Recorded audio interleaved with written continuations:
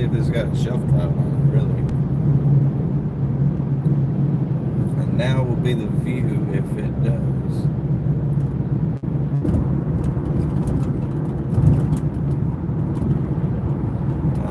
I'm not impressed. It has got a small shelf on the left side up there, but nothing substantial. Nothing substantial.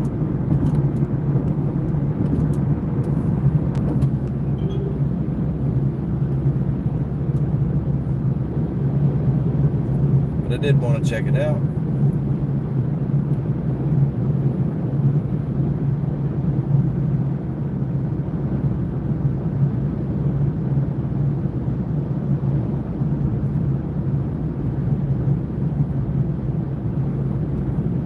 It does look better up here, though.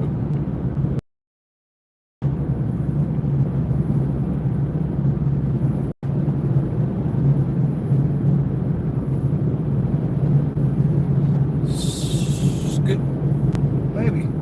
Could be dumping some hell up here.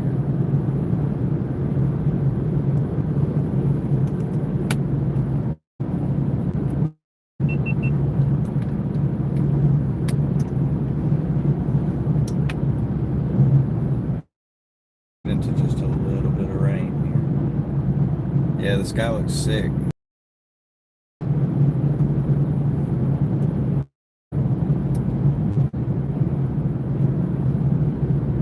Just tiny cell off to here, but a giant core to the front right of the screen. You guys can probably see it. Hello there, Mario.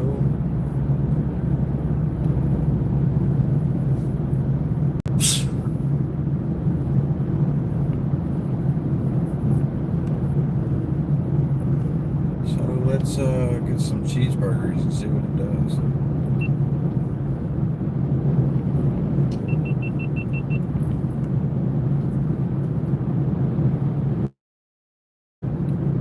Oh wow, that's nice.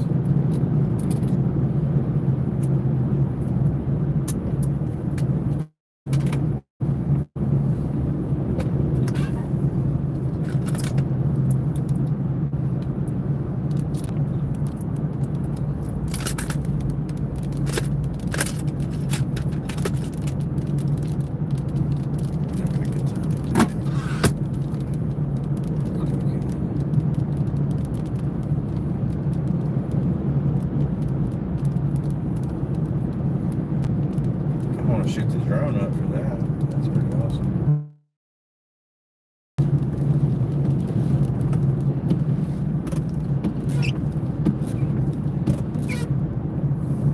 Much better. Our new radar scan is in. This is going to track just north of us here. So we're going to go north of 207, intercept this hell core. Wow.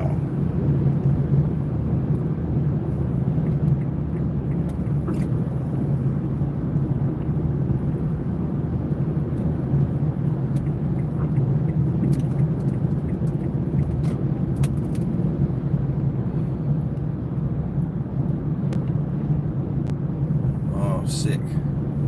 It is sick.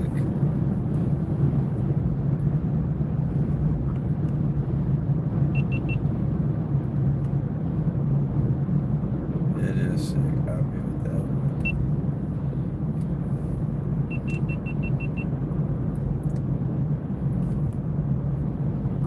We're in Rogersville, Alabama.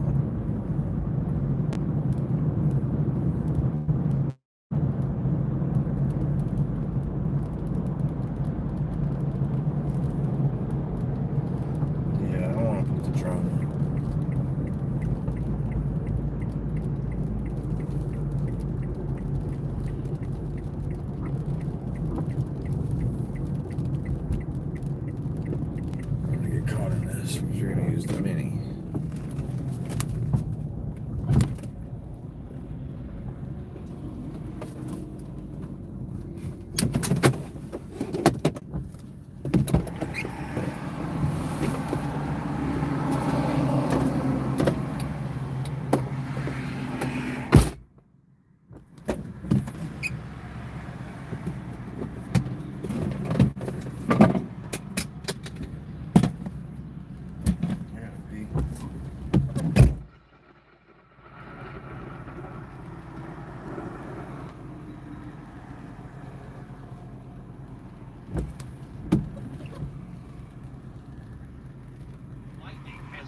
detected near your location.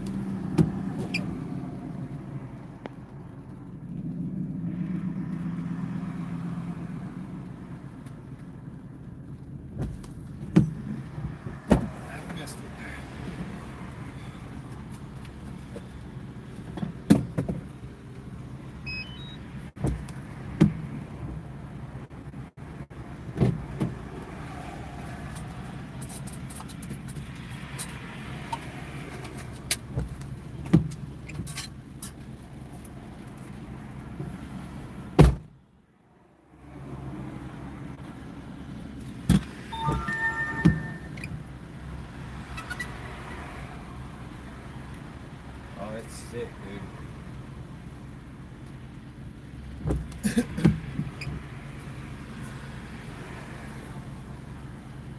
Oh. Are you kidding me?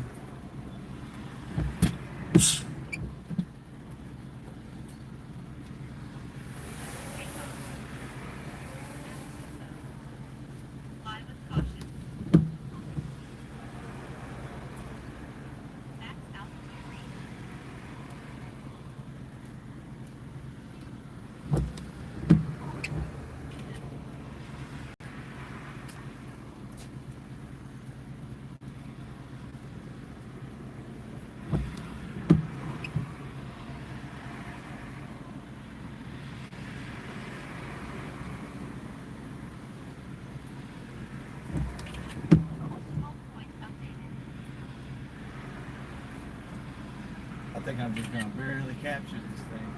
Look at that L core, guys.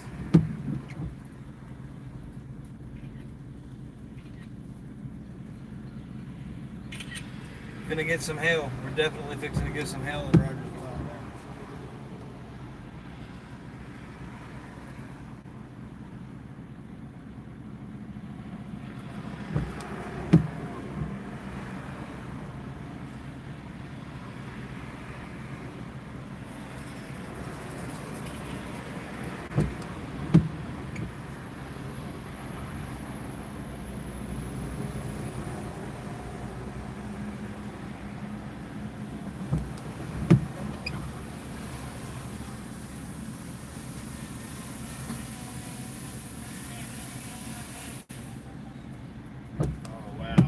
Amazing.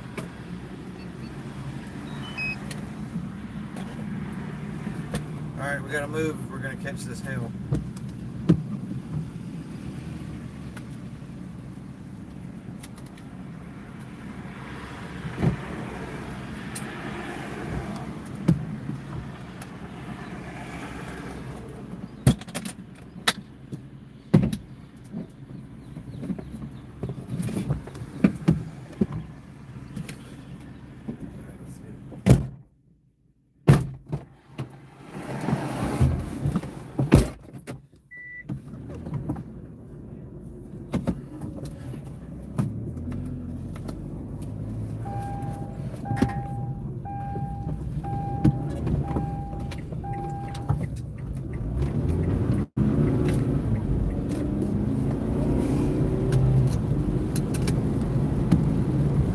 Alright, let's get us some hail, guys. We'll have to grab cheeseburgers after. Do have a softball game here in just a little bit, so we gotta try to make this quick.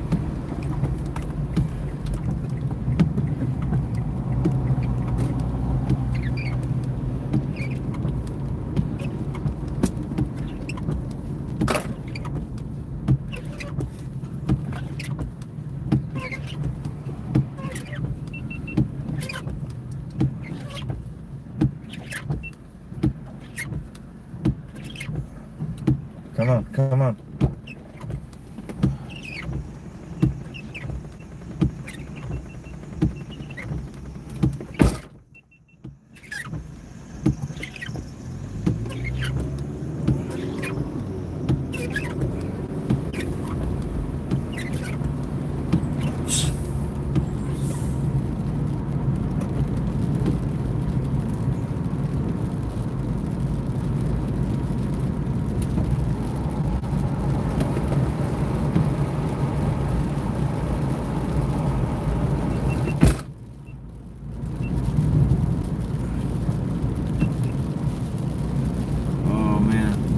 modest above us right now.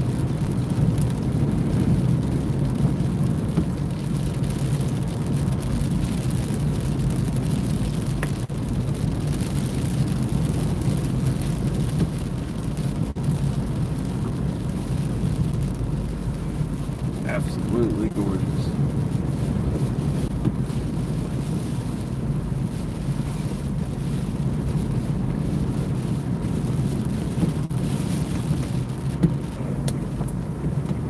We've got some hail coming.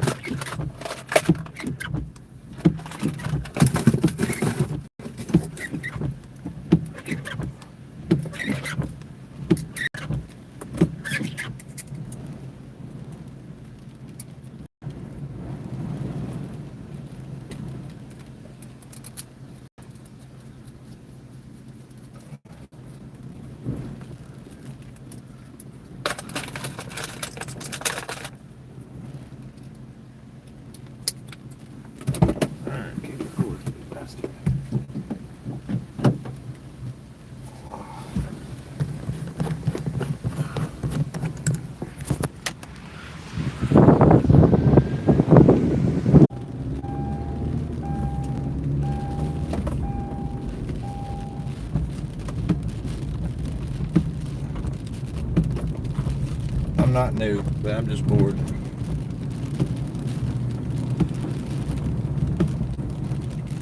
Alright, let's see if she's got some ice in.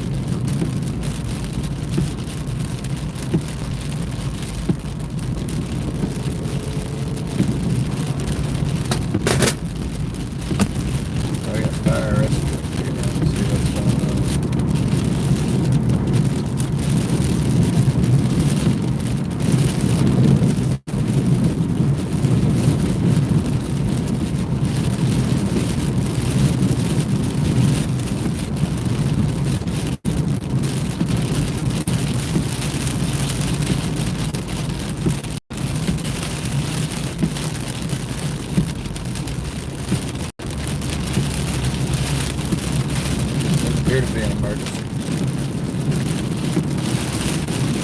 Maybe it's medical.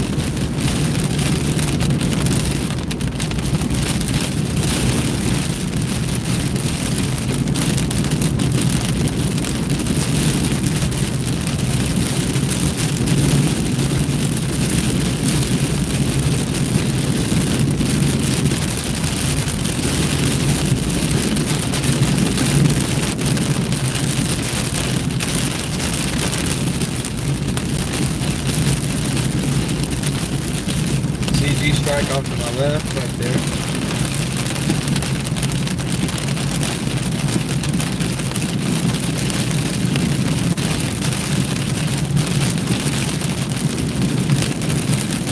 Move up into these cores.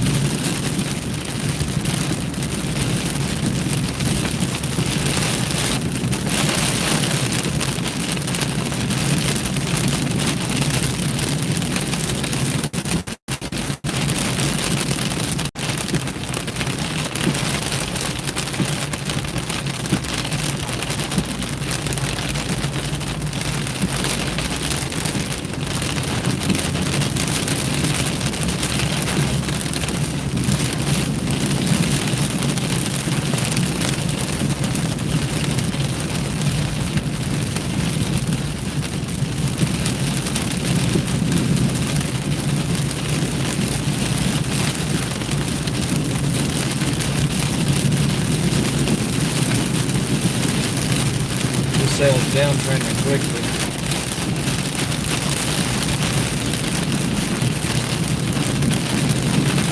Looking support the help for.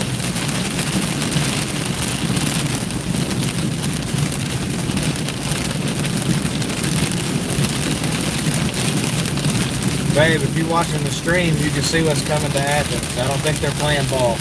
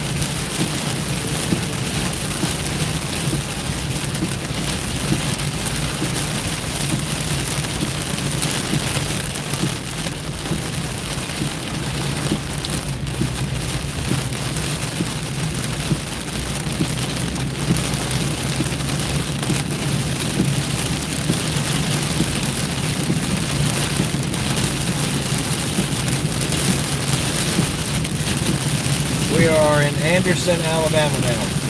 Anderson, Alabama. Can you guys hear audio good? If you're in here, make sure you hit that like button. That helps me out.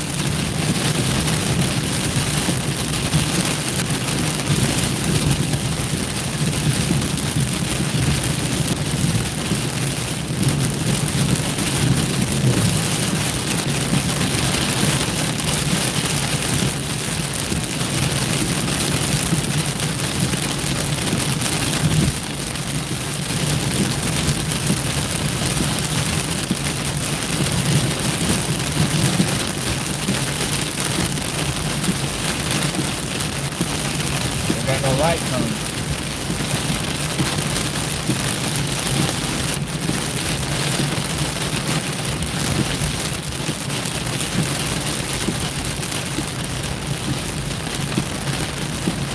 We're going to take the next.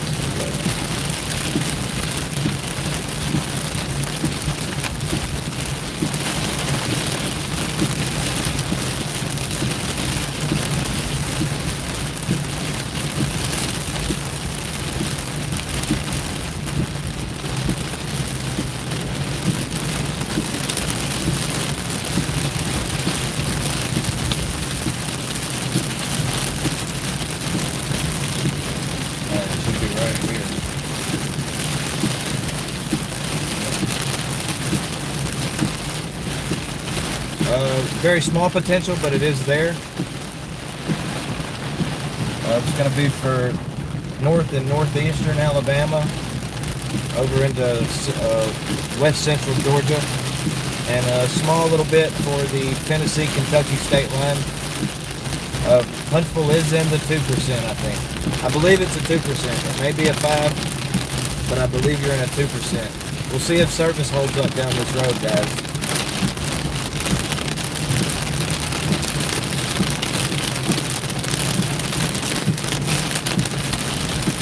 No Starlink doesn't have service, but we have cell service on it.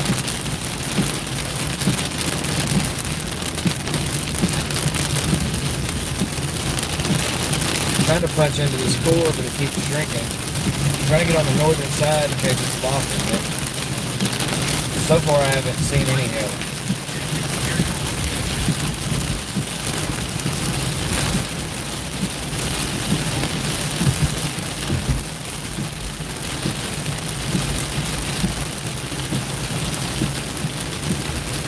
It's just torrential rain. There's not even very much lightning anymore. We only got a few strikes anyway, but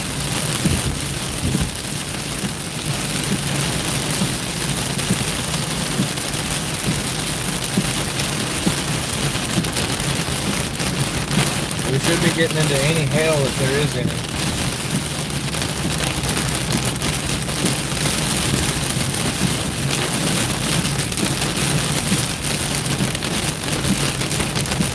Oh, speak of the devil, and there's a little lightning. I got the GoPro on top of the car right now. Yes, yeah, I can take some cheese sticks.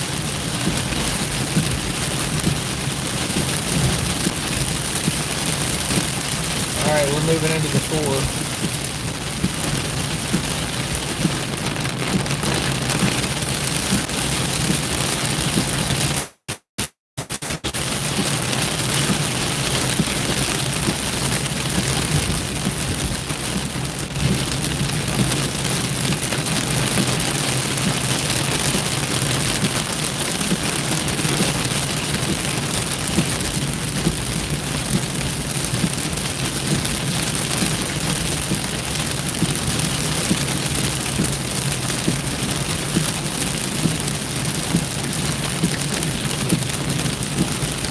Take this right, head north towards Grassy out of Anderson.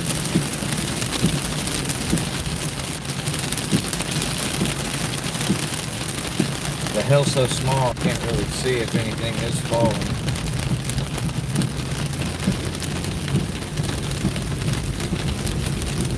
I don't see any on the side of the road, or in the ditch, or in the field.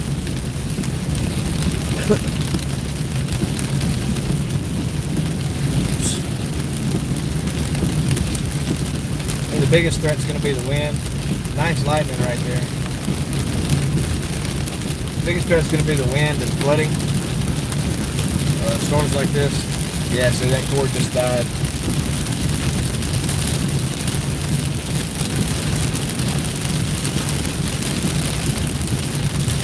Southern cells look better.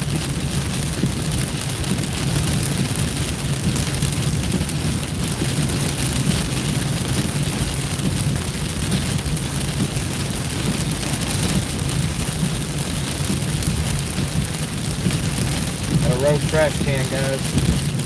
Rogue trash can.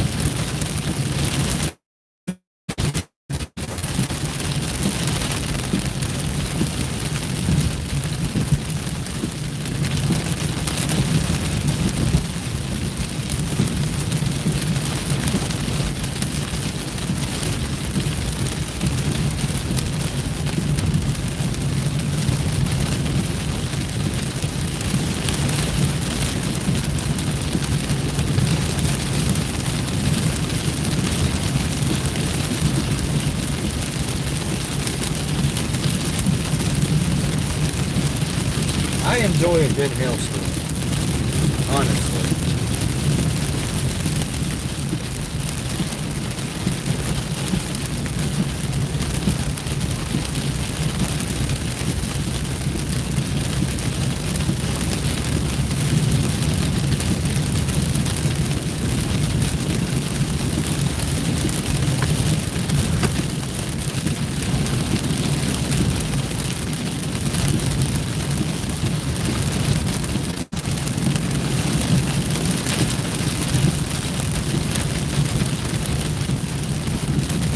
Nice cell over Lester, Alabama right now, moving towards Bethel.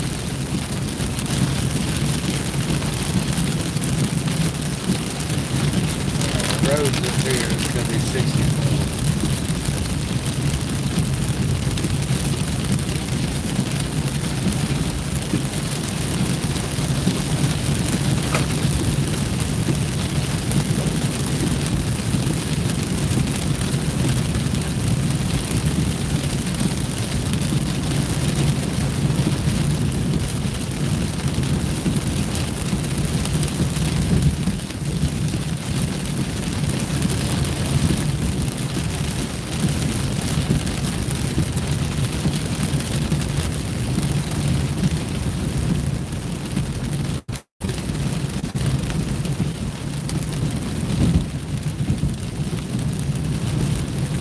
That's all downtrending. Those cells northwest of Lewisburg still might pack a little punch. Down to Pulaski, but the only thing that I see with potential is the cell in Red Bay right here.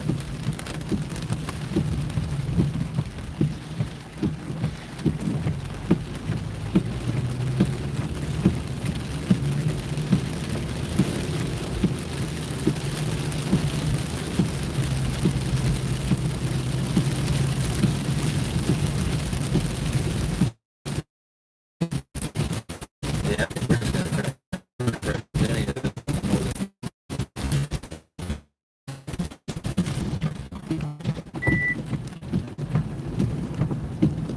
Then push back through this south is really what I want to do.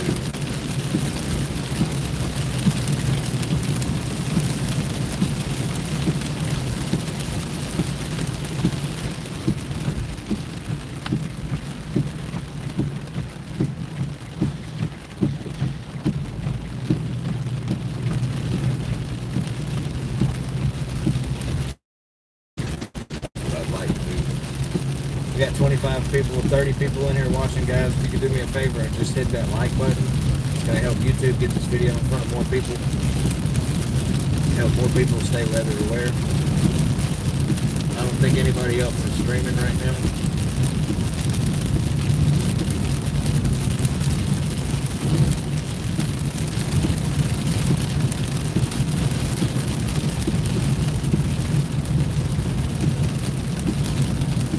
We're just east of Lexington, Alabama.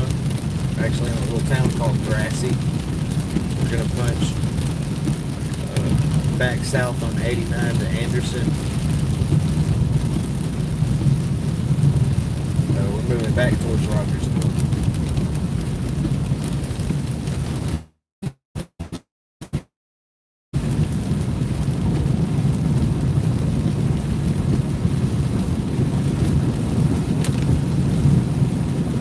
Just now tuning in, you guys missed it about 20 minutes ago. There was an awesome shelf cloud, just gnarly, mean looking, super scary looking, rolled right into Rogersville.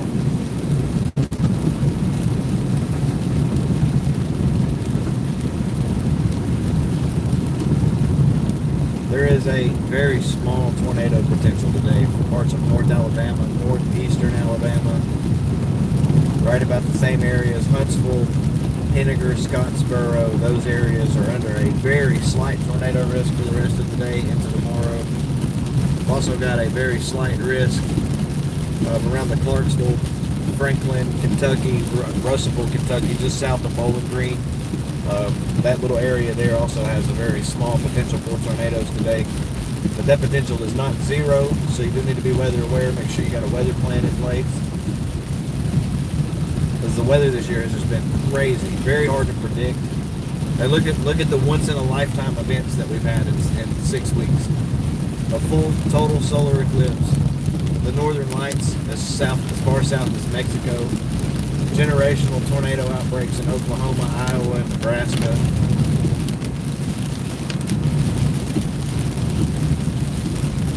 Another X8.7 solar flare was released from the sun a few hours ago. But it's not going to impact Earth directly, but we could get a flank off of it. But I am now hooked on the northern lights. And I will be traveling to chase those also. We're also about 2 weeks away from a very active hurricane season. I think we're going to see the first development in the Gulf of Mexico come out of the Caribbean into the Gulf of Mexico around the first week of June.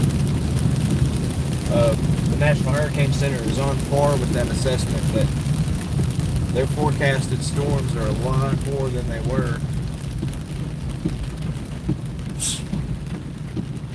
5 years ago, 10 years ago. We're moving into a strong La Nina, and that's going to affect our weather patterns. And don't think that the solar storm that we've had recently isn't going to affect our weather here on the surface of the planet as well.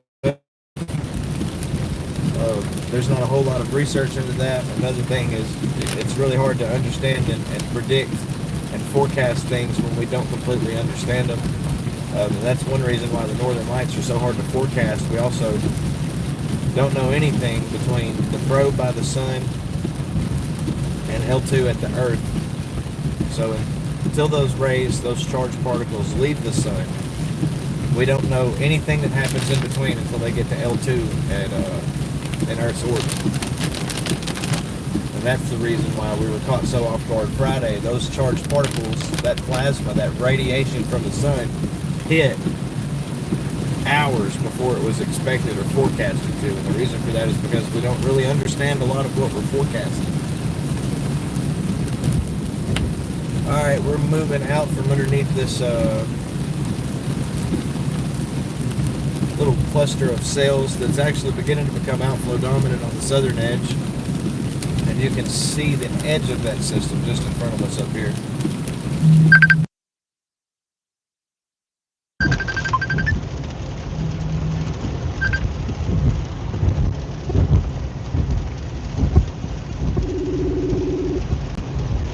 One sec here.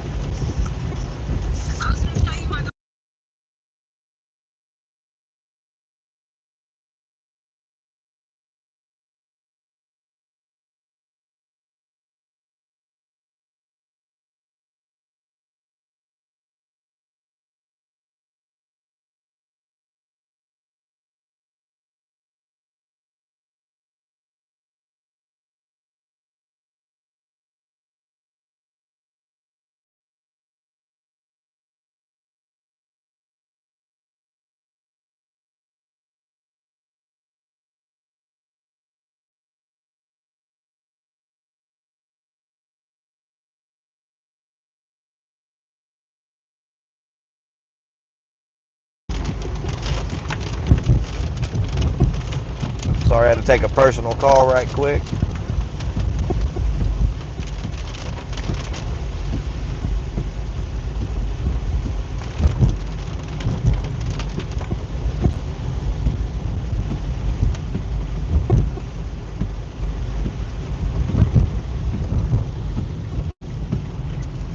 All right, we are back in Anderson, Alabama.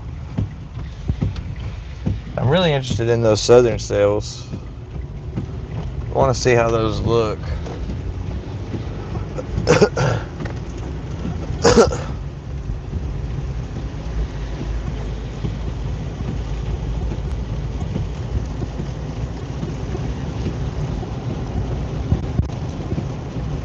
Oh, wow, Howard, that's what's up.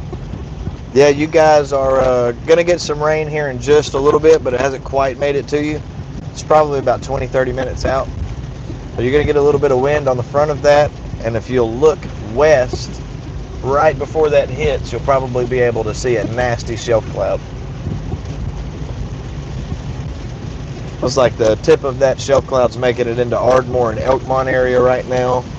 Salem, Minor Hill, Elkton, going to be in New Delrose soon. So if you guys are in those areas, go outside, look west. You can probably see a pretty gnarly shelf cloud. Make sure you got a good view above the trees.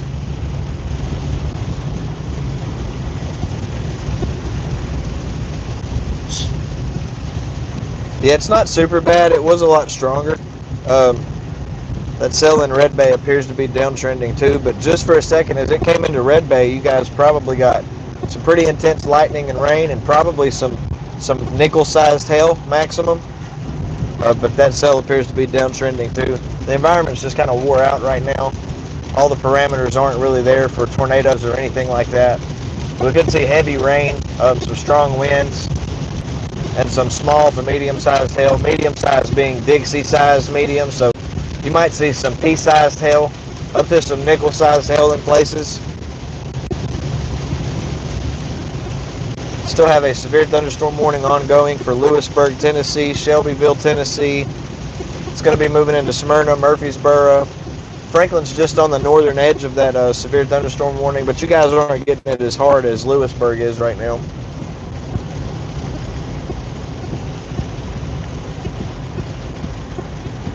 Tree down here from who knows when. Looks old. Split right down the middle.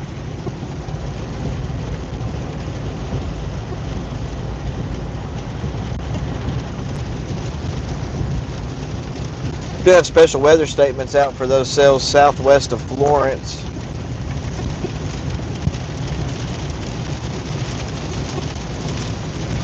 So Cherokee, Posey Loop, Pogo, Mount Hester, Cedar Creek Reservoir, Surgley Church, New Bethel, Allsboro, Maud, and Barton.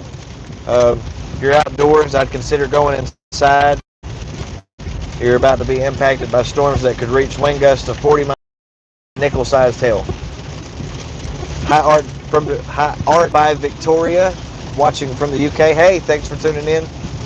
We are in North Alabama, just south of the Tennessee state line, approaching a town called Rogersville. Monitoring a little cluster of storms that's moving through the Tennessee Valley. Very low end potential for tornadoes, but that potential is there. These southern storms, this cell south of Florence here, if you guys are looking at your radar, that large cell south of Florence here is what's going to impact Huntsville. We're going to watch that cell for uptrending here in the next couple, maybe hour and a half. NATOcast is picking up a small tornado parameter for Huntsville. So we're going to watch that cell closely.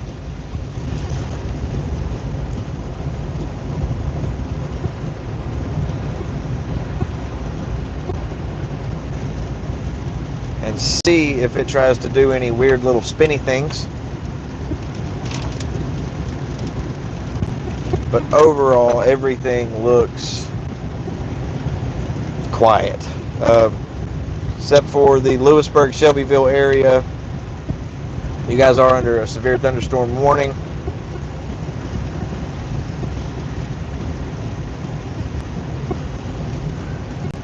You could see wind gusts up to 60 miles an hour and possibly penny-sized hail. 60 miles an hour will damage your roof, take some tree limbs down, especially those Bradford pears. They break really easy. So if you've got some Bradford pears, they're probably going to get broken at some point by wind. It happens.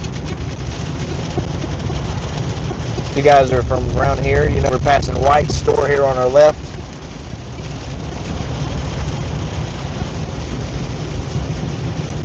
White's store used to be a hopping little place back in the day. If everyone could do me a quick favor, we have 42 live viewers and only 30 likes on these streams. Can we catch that up right quick? Hitting that button don't cost nothing, and that helps the YouTube algorithms let people know that this video is good and they should watch it, and it helps it get in front of more people, especially during weather events like we've got right now. We don't have anything super dangerous or severe on the board. But we do have some severe thunderstorm warnings on the board still, so we do want to try to get those warnings out in case people are working outside or maybe taking a nap in a hammock by the creek. It's time to get up, pack it up, and move to a safer area. Seems like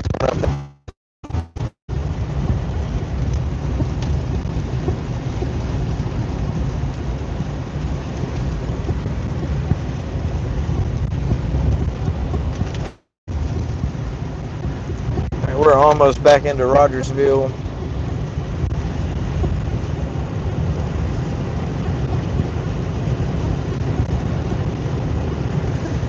You can see the eastern edge, or actually this would be the southern edge of this shelf cloud system.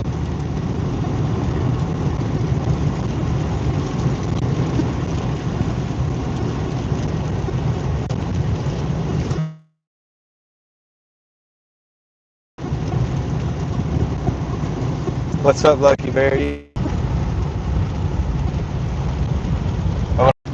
On the ground, it didn't look that great.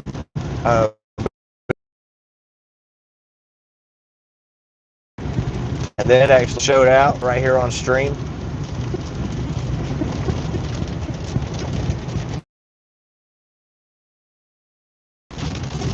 But I'm not going to replace it yet. There's just one crack all the way across it. And it actually, I think it came from a rock off the interstate. Chipped it and through the Rogersville. It's windy when I come through.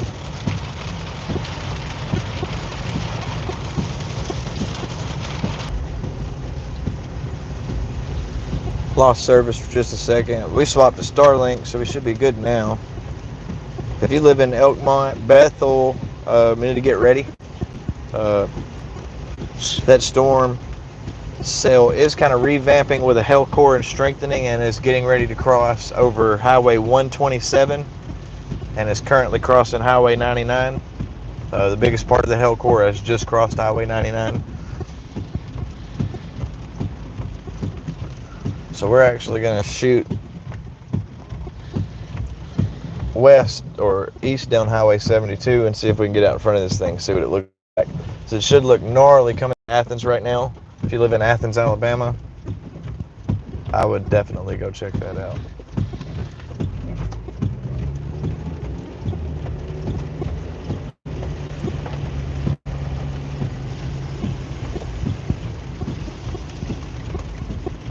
Screw the cheeseburger. I want to see this shelf cloud. Let's get on it.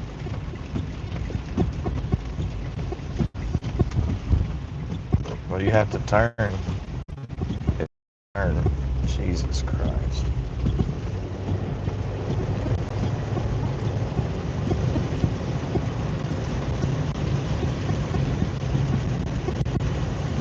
Alright, we're now eastbound on 72 coming out of Rogersville. I want to get ahead of this. This shelf cloud looks really nice. So let's see if I can beat this cell to Athens. Should be able to. This cell's got a cell motion east at 20 miles an hour.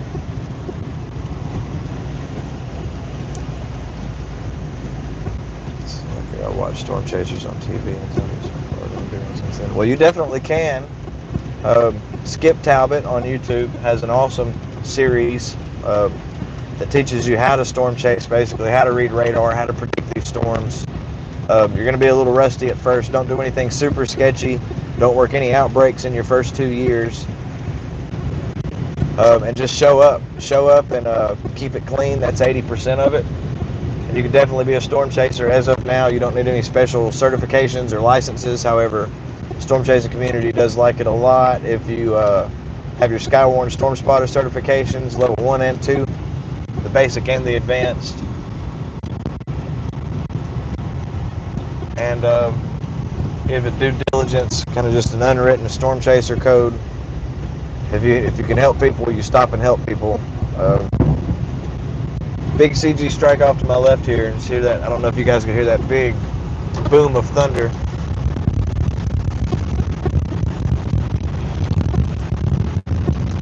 And it's cooled off significantly.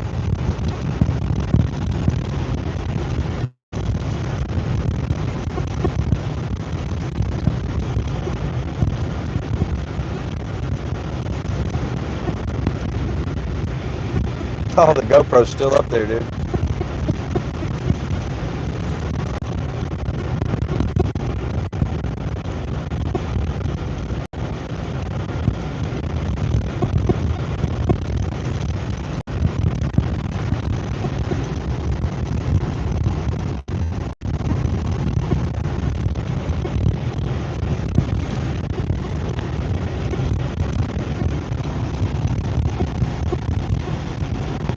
We stream with the DJI mics now, so the audio's gotten a lot better.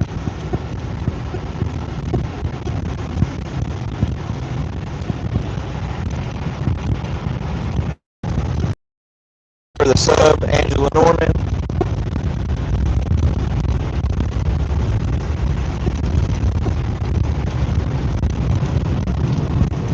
Welcome to Team Dixie. I can get out of Rogersville without getting a speeding ticket.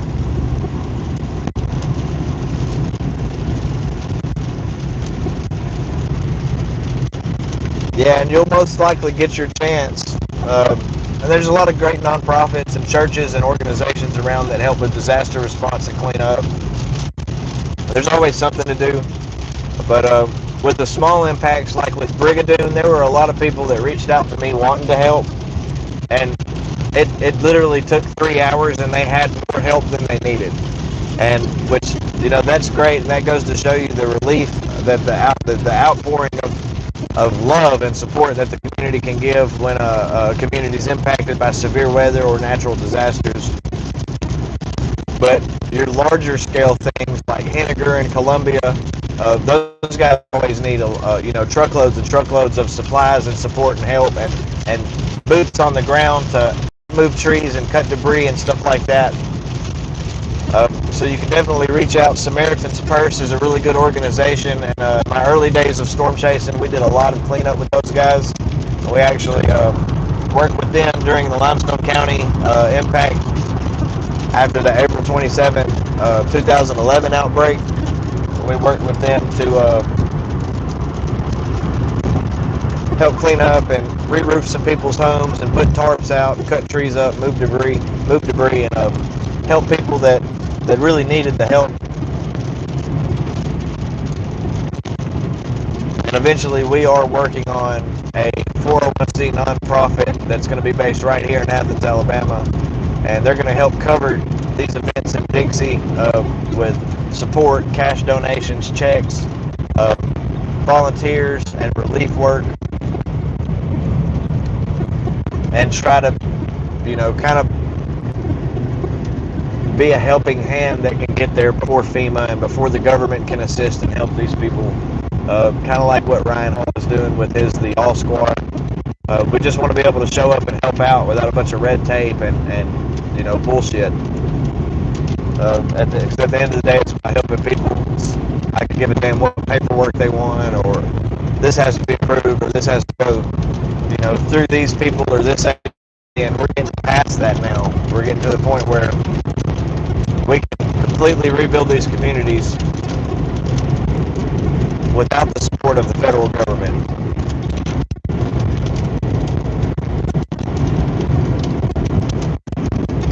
Beautiful views off to my right here.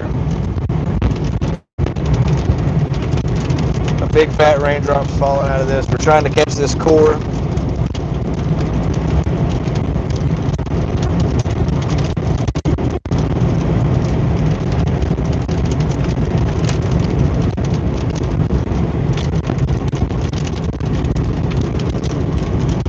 You're not going to beat me to Athens this time. It always does that.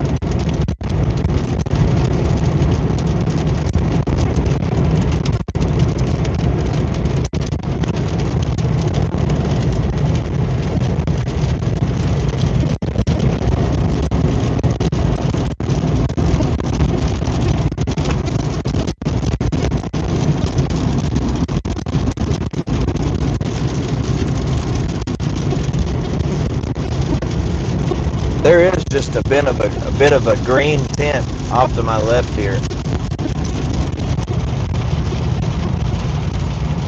All right, you got a severe thunderstorm warning moving into Fayetteville, Tennessee. That is a very strong storm.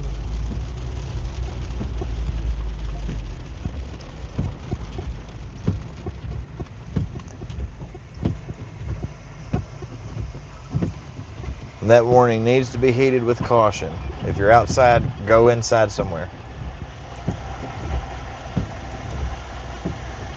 It's going to include Lynchburg, Tennessee, Park City, Tennessee, Fayetteville, Tennessee. If you guys are in those areas, you have a severe thunderstorm warning moving into your area. We're just now coming through Coxey or Clements.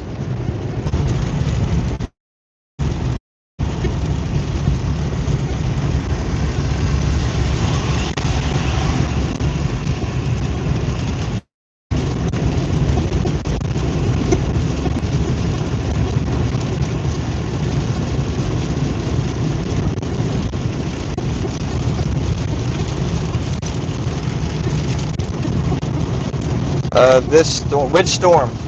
The storm that is moving into Fayetteville. Give me 1 second here.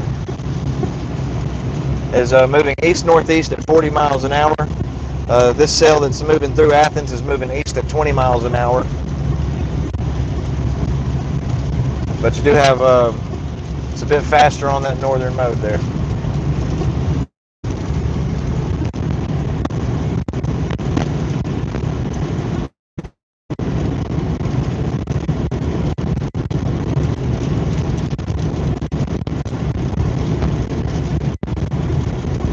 Alright, if you live in Town Creek, you're about to get drenched with heavy rain and a ton of CG strikes in that storm as well. Once again, if you live in Town Creek, Alabama, you got a pretty strong storm moving in. I'm actually surprised. Yeah, I'm actually surprised that this doesn't have a special weather statement or something out with it yet.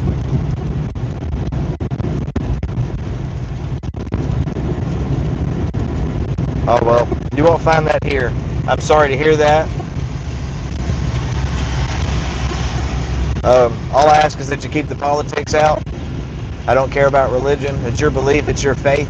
You should hold steadfast in it and be a messenger of that faith. And if your message falls on unwanting ears, then, I guess move on with life and go on about your business. What I would do. But you're not going to find that here. Hi, Michael. Thanks for tuning in. All right, we have reached it. Let me get on this straightaway. The roads are pretty slick here.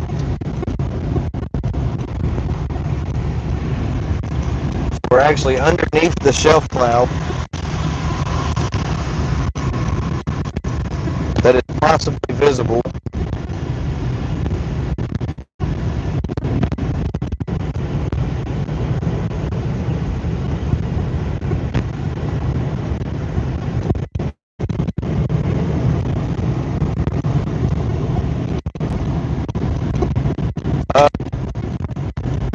Not really. We do have a very small tornado threat. It's not zero, but it is very small. It's not significant or anything. But we could see some wind damage from this. Flash flooding is going to be an issue if you live in flood areas. There's a ton of lightning in some of these cells as they uptrend and downtrend and cycle. But you can actually see off to our left here. Look at that. I hate this thing. It just fly down the road. Mist all over my GoPro and I'm missing this awesome shot. Get out from in front of me, man. We are currently in Athens, Alabama, eastbound on Highway 72. We're going to go to the 72 Interstate 65 interchange and go north on the interstate.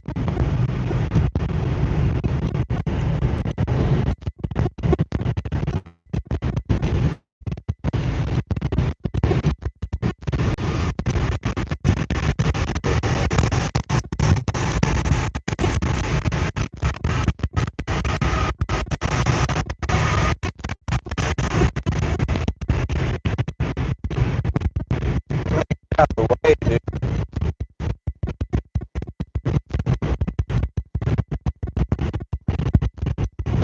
I hate this guy, y'all. I'm not even gonna lie. There's no reason for you to be over here driving this fast in the rain.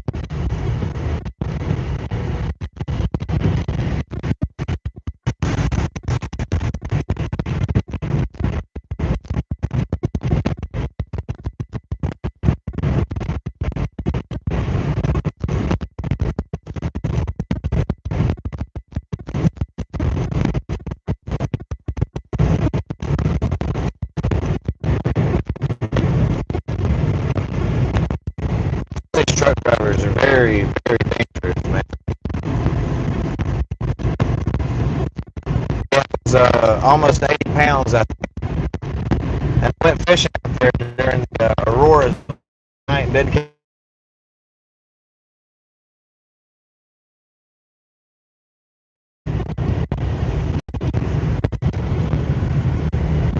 Incredible view right here.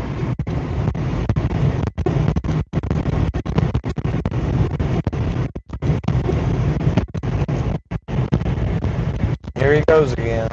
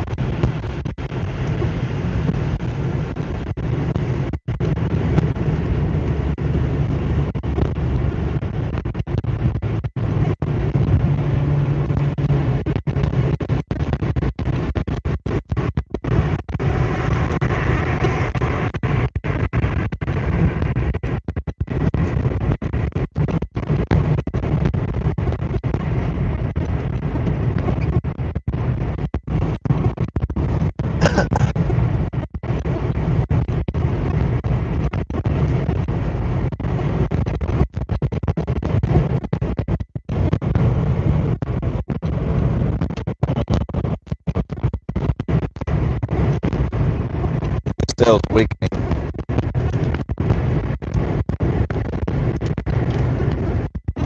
Definitely weakening.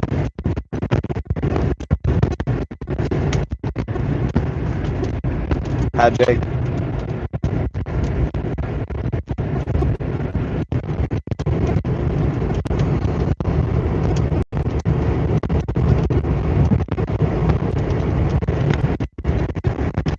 Yeah, we're trying to get ready to chase. Middle of May. It's going to be pretty active. So I got my tolls in, my toll tickets from Oklahoma while we were chasing those tornadoes. It's like $500. And I don't understand, because there was nobody there at the toll to pay the toll. It said plate pass. And I get the tickets, and they're $500 and something. And I swear to you, I'm not going to pay them. If they're $500, I'm not paying them.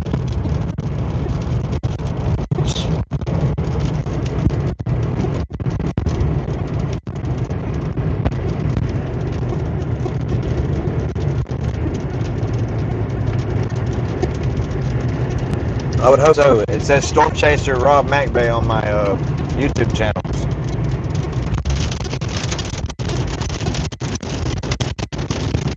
Yeah, it's big fat raindrops. I'll watch them come down right here.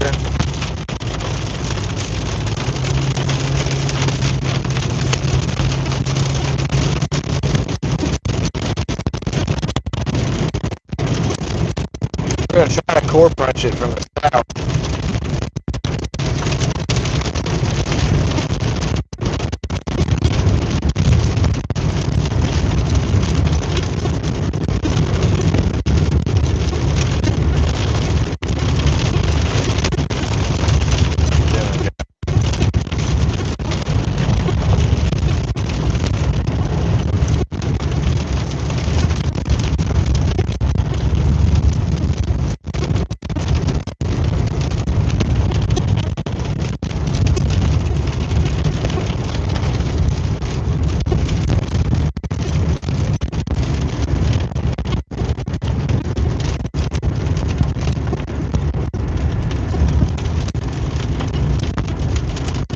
Georgia going to get hit?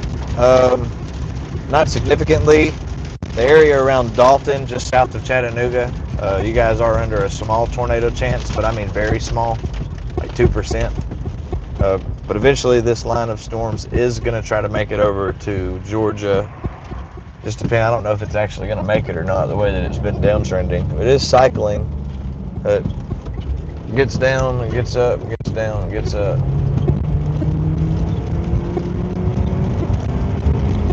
Somebody ought to call your boss and tell them that you like to speed in an 18-wheeler in rainstorms.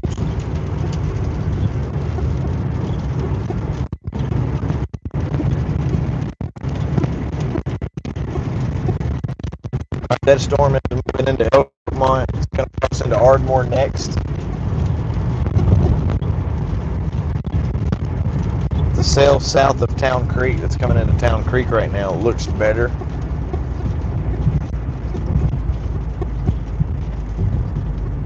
Still got a pretty strong storm moving into Lynchburg north of Fayetteville. But all of this honestly looks like garbage. Crapvection, whatever you want to call it. Trash can emoji. Brad Arnold would probably call it the trash can emoji.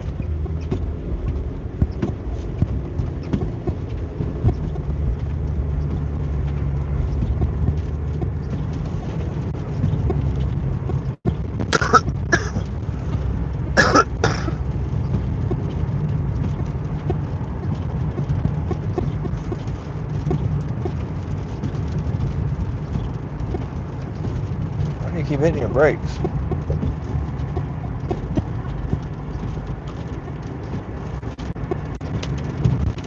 Did it? Yeah, it's coming. Big fat raindrops falling now.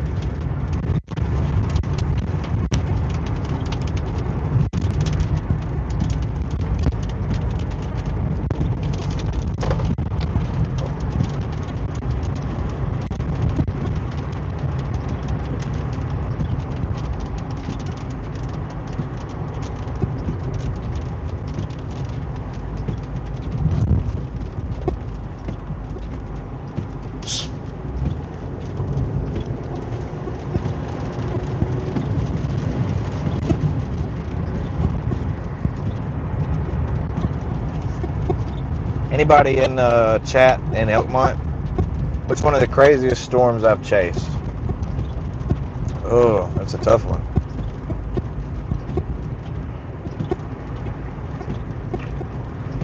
Probably April 27th in Oklahoma.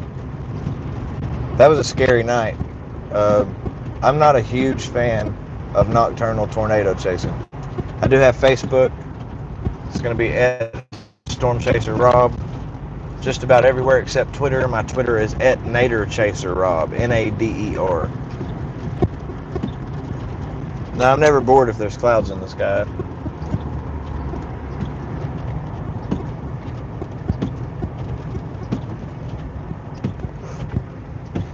Check this convection tower out.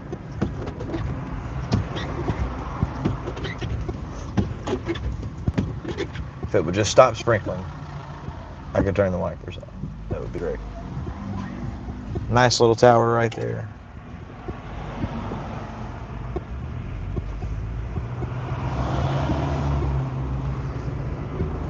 No, it wasn't an EF5. Sulphur got hit really, really hard, but we're still on an EF5 drought. Check out the convection in front of me.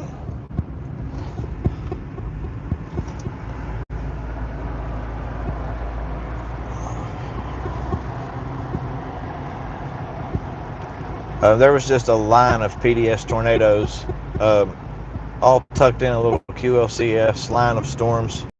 And while the sulfur tornado was ongoing, we took the northern mode for search and rescue reasons. And we got the Okima tornado just south of Okima. And while we were doing search and rescue, we literally had no cell phone service. Starlink was down.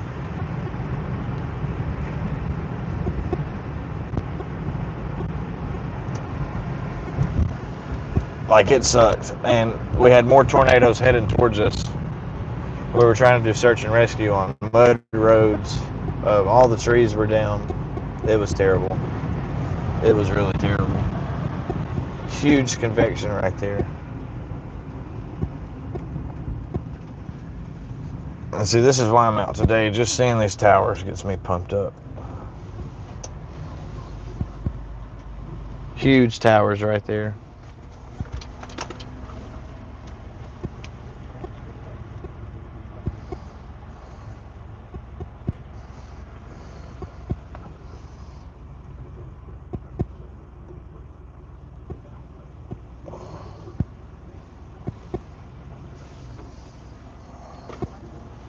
Huge towers. Alabama Fort, peace-side as hell.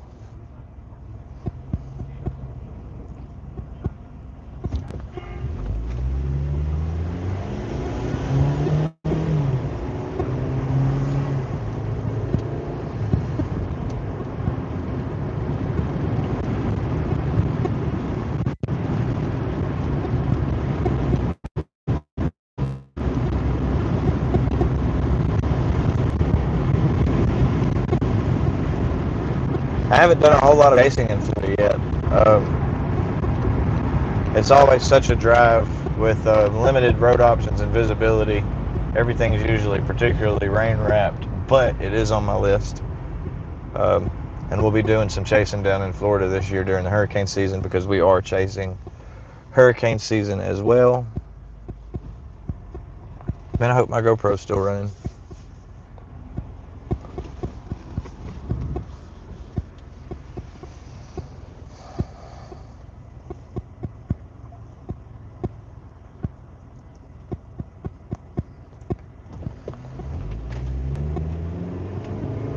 I think Iowa's got rated an EF4.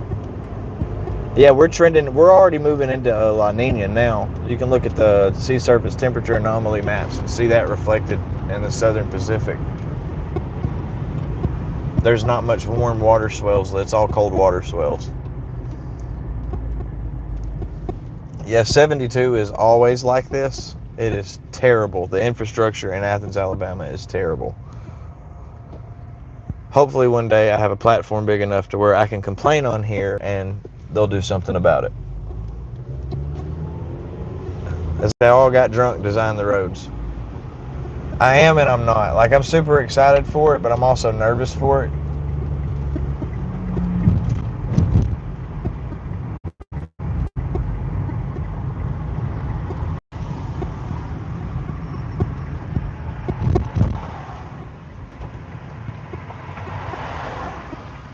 Because I hope that they don't ruin it. Yeah, we've been on a budget break. I really wanted to chase the threats the other day. Dwayne Pipe in the house. But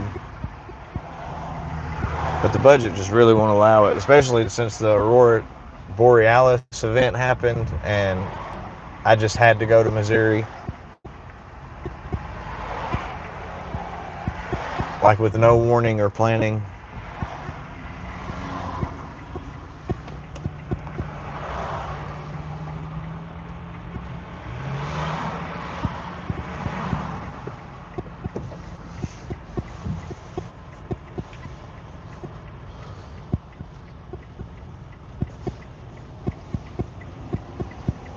Missouri here. I spent a lot of time in Missouri, it seems like. I always end up there. Big CG strike off to my left right here.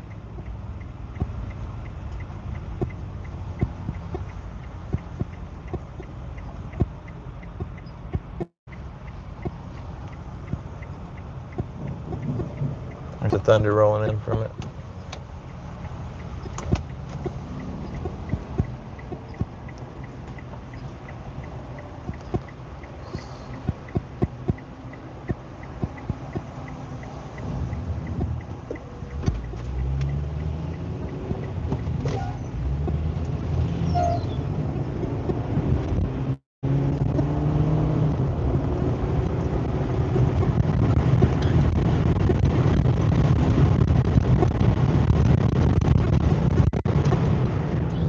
I'm gonna tell you what scares me is wildfires, dude. Wildfires are terrifying. Just straight up. Like, they're terrifying.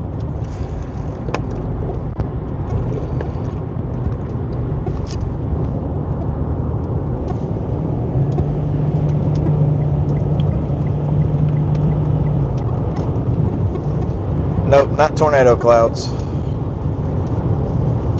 Although we do have a mini HP supercell just come out of Elkmont. It is trying to get pretty nasty. Yeah, we spend a lot of gas money. We spend a lot of gas money, that's for sure.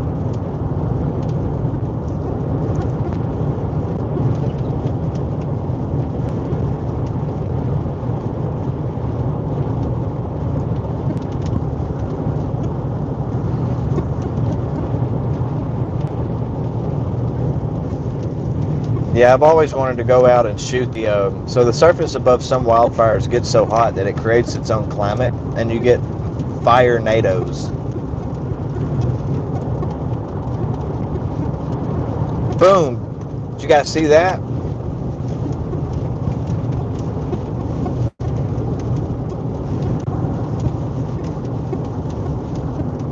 Big lightning strike straight in front of us.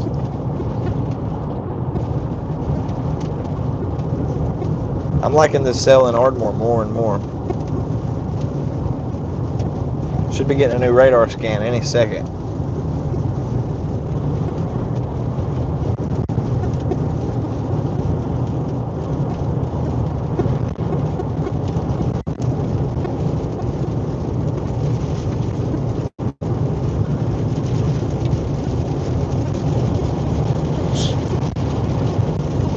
Super not impressive.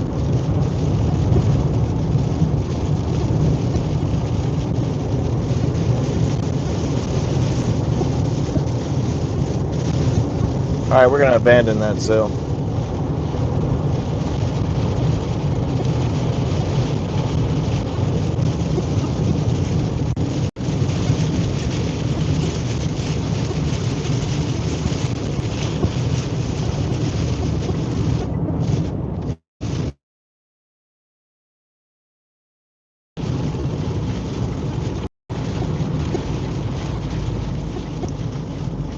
Super nasty cell south of Athens.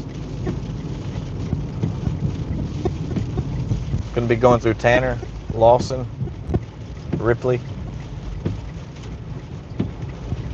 May have already went through Ripley. It's going to be over Tanner now.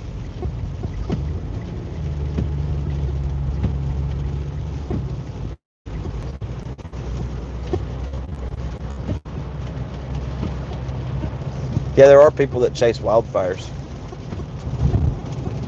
Everybody could do me a quick favor if you're in here watching this live, if you could just hit that like button, and if you would like to join Team Dixie, come along in the back seat for all these storm chases and crazy little adventures that we go on, you can hit that subscribe button. We also try to upload at least part of a little web series / vlog that we've been doing called Messing with Mother Nature Weekly. But by hitting that like button, that lets the YouTube algorithms know that this is a good video, and more people should probably watch it, and it puts it in front of more people so more people can get weather information where they live, and potentially help somebody stay out of the way of danger.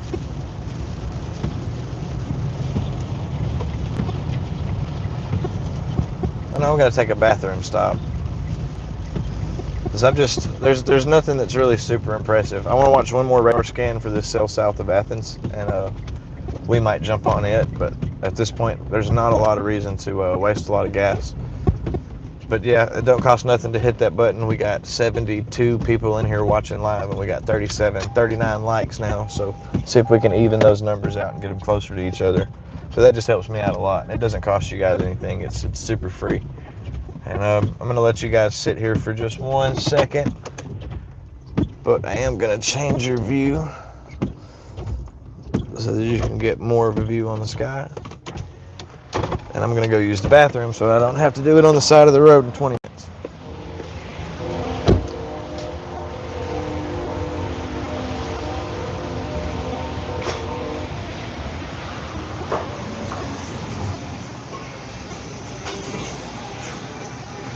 Hey.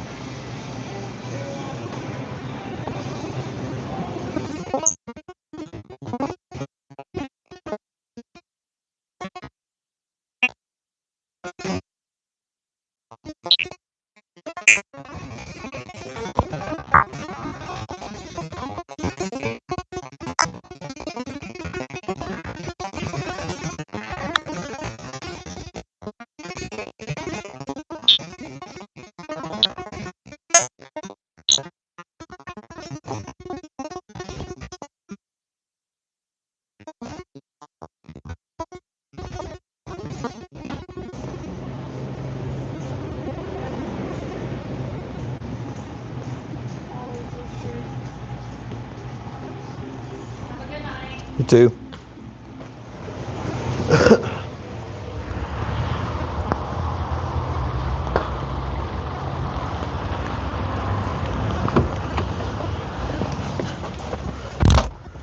Okay, we're back.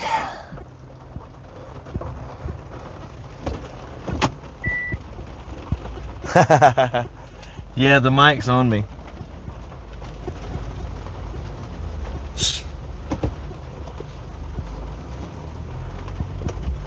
Yeah, they're not super impressive. They look a lot worse on radar than they actually are. They're just really high cloud bases.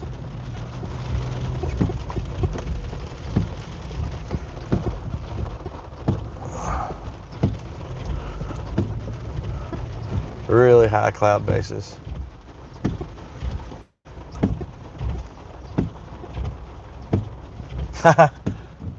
I know who you're talking about. Yeah, she's a good barista. She makes a good caramel macchiato with an extra shot in it. That's what I get every time. Iced caramel macchiato, extra shot of espresso. Can't go wrong with it. It's good every time.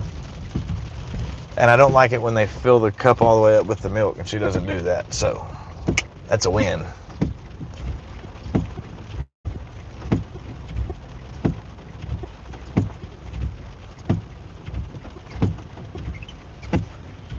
Thanks for all the likes, guys. Trying to go back through the comments that I might have missed. Awesome, Michael. Thank you. Have a good day. Thanks for tuning in, coming along for the ride.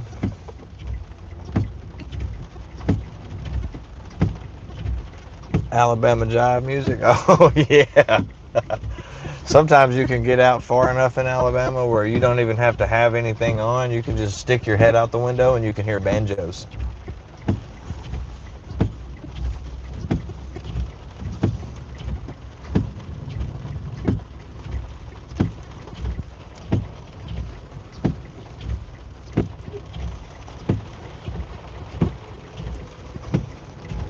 He sounded so confused, like he didn't know what to do. I bet he was. He was like, oh God, I can't shoot that thing. How do we deal with a tornado? How do cops deal with tornadoes? Because like you can't shoot them or tase them. You can't pit maneuver them running 90.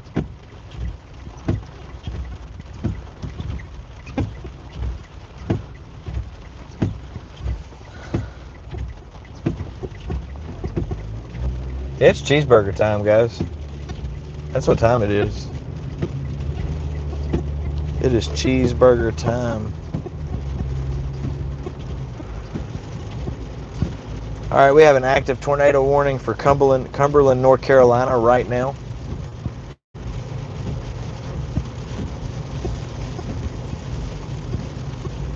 Active tornado warning for Cumberland, North Carolina. It's going to be south of Fayetteville, just north of St. Paul's. It's going to be tracking just south of the Hope Mills community.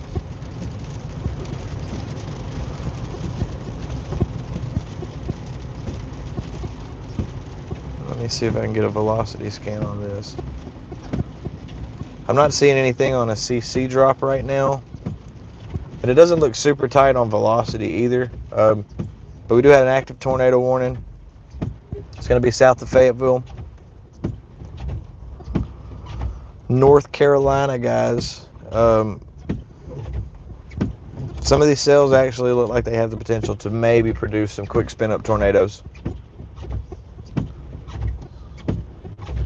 Especially this cell here, just southwest of Newton Grove, is starting to develop some rotation. All of these little small cells that are embedded in this line of storms are starting to rotate.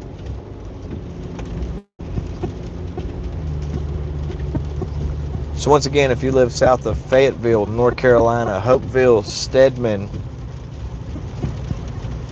most likely just came through St. Paul's, North Carolina, you guys need to be in your safe places.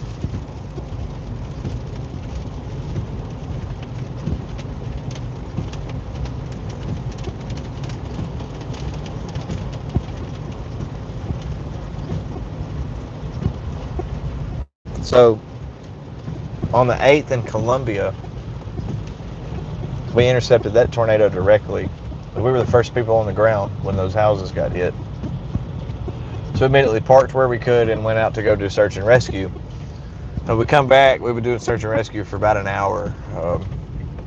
We come back to where the cars were. The path of that tornado was over a mile wide, so we were gone for a little bit. And when we came back, there was cops all around the cars screaming at us to move our cars, when we were literally the first people there, and all we did was what we knew to do, was to get out and start helping people. We wasn't really thinking about where we were parked, and they were mad because they couldn't park in the driveway or something.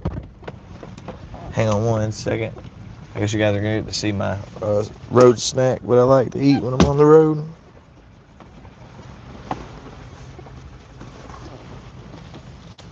Don't have many dollars, but I got a few. I'm sorry? What can I get for you? Can I get 2 McDoubles, no ketchup, no mustard, add mac sauce with extra onions?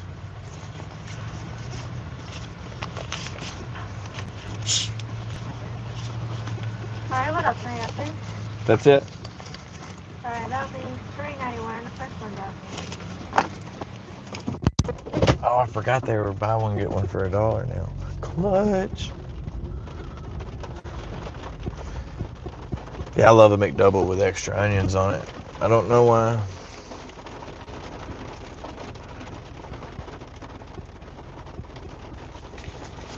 You ain't lying, dude. The chicken Big Mac was so good.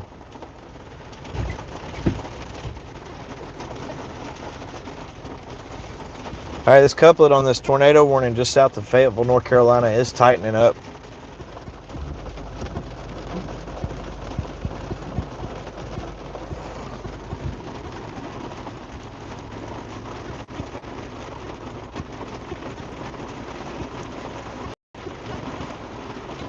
So it's going to be crossing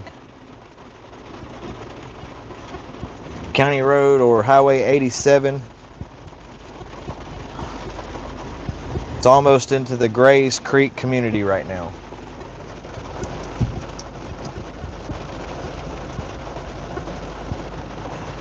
It's an iPad.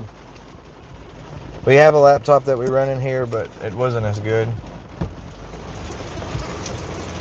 Hey. 1, 2, 3. Well, y'all keep the change. Keep the change.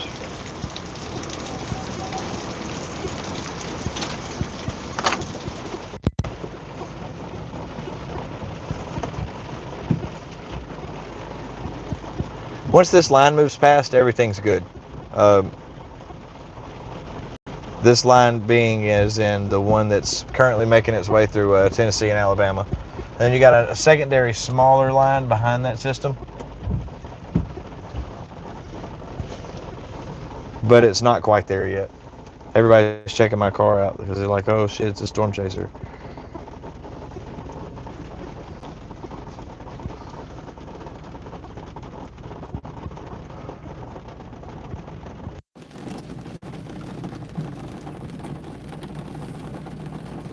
Levi just texted me, are you ready to go get him tonight? Thank you.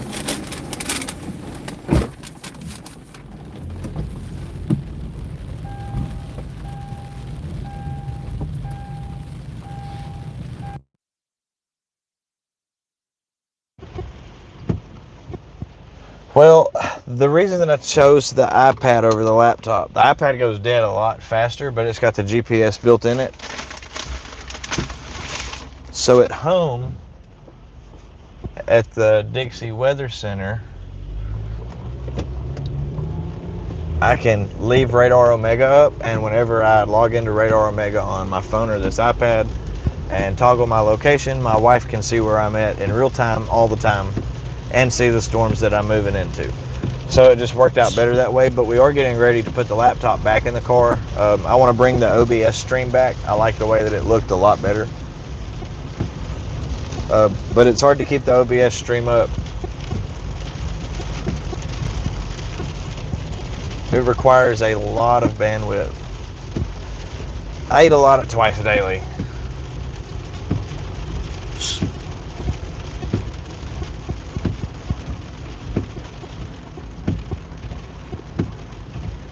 Oh yeah, it's on my bucket list to go chase in the UK and in Australia and New Zealand.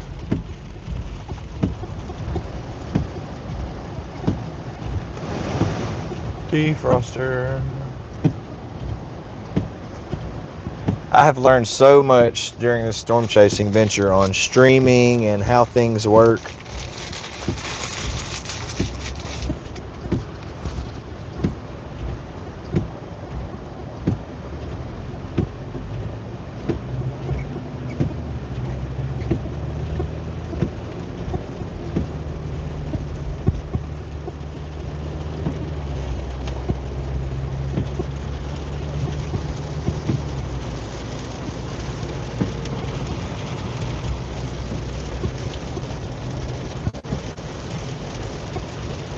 No, most of us are very poor.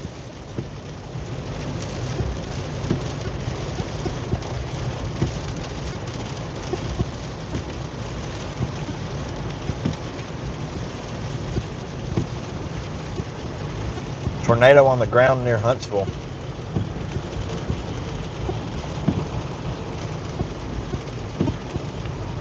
I don't think so.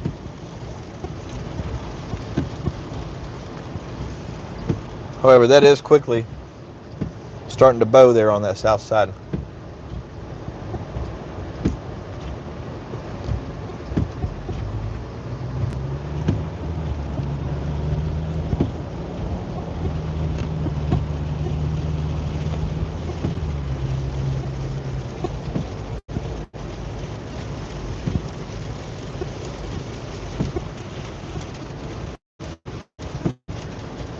A lot of us literally dump everything we have into this.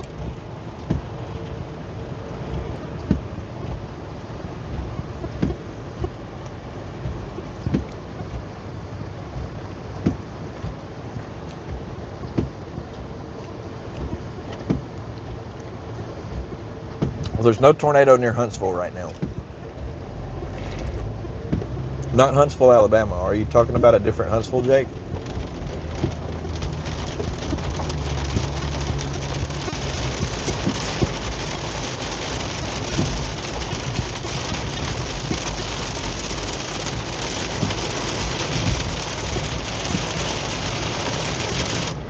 That's into Huntsville does look gnarly though.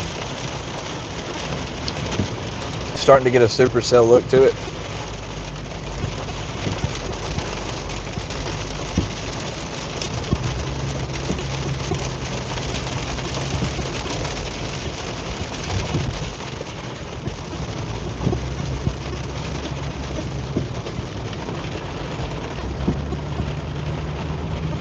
Let's move towards that cell.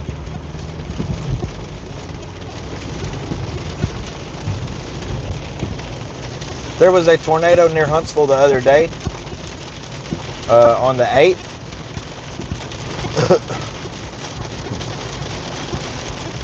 There's no tornado in Huntsville right now.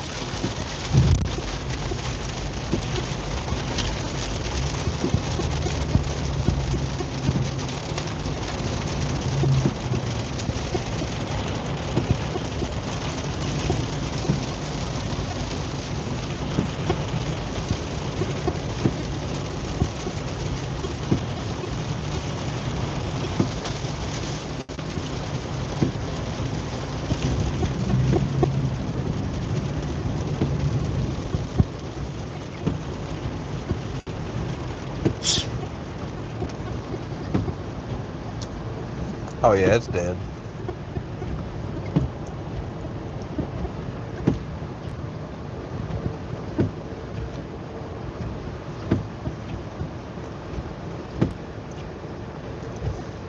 Yeah, I think that's what he's talking about.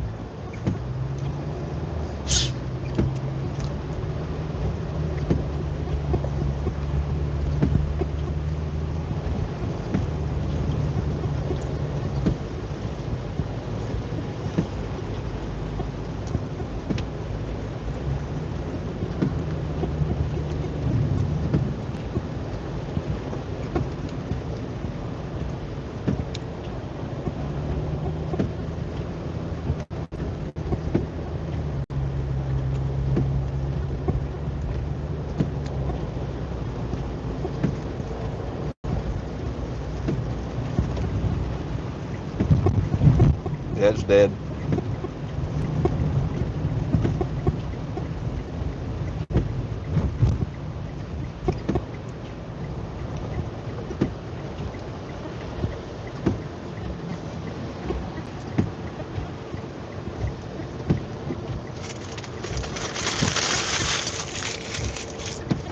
Now I got some fuel in me. Yeah, it's just a clustered mess now.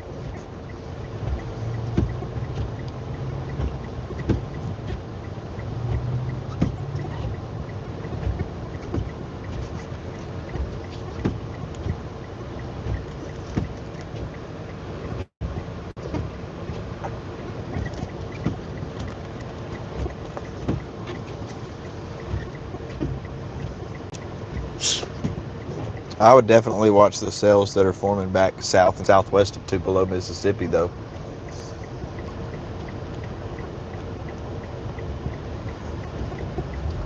But this cell south of Tullahoma is the nastiest one that I can see in the region right now. We're going to be back northbound on 65. Probably going to call it.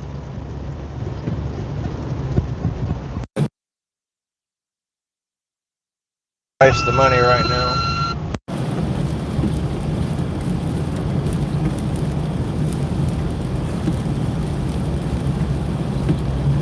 If I could get everyone to do me a quick favor and go hit that like button right quick. We have 100 viewers in here, 53 likes on the stream.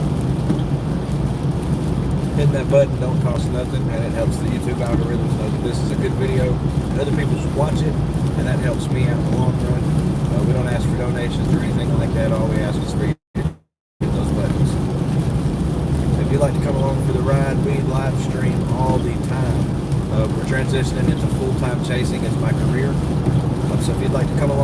jump in the back seat and go chasing with us. Make sure you hit that subscribe button. If you'd like, hit the bell icon so you can get notified anytime we post a new video or a post, go live, anything like that. And we thank y'all for tuning in today. Hopefully, everything stays quiet.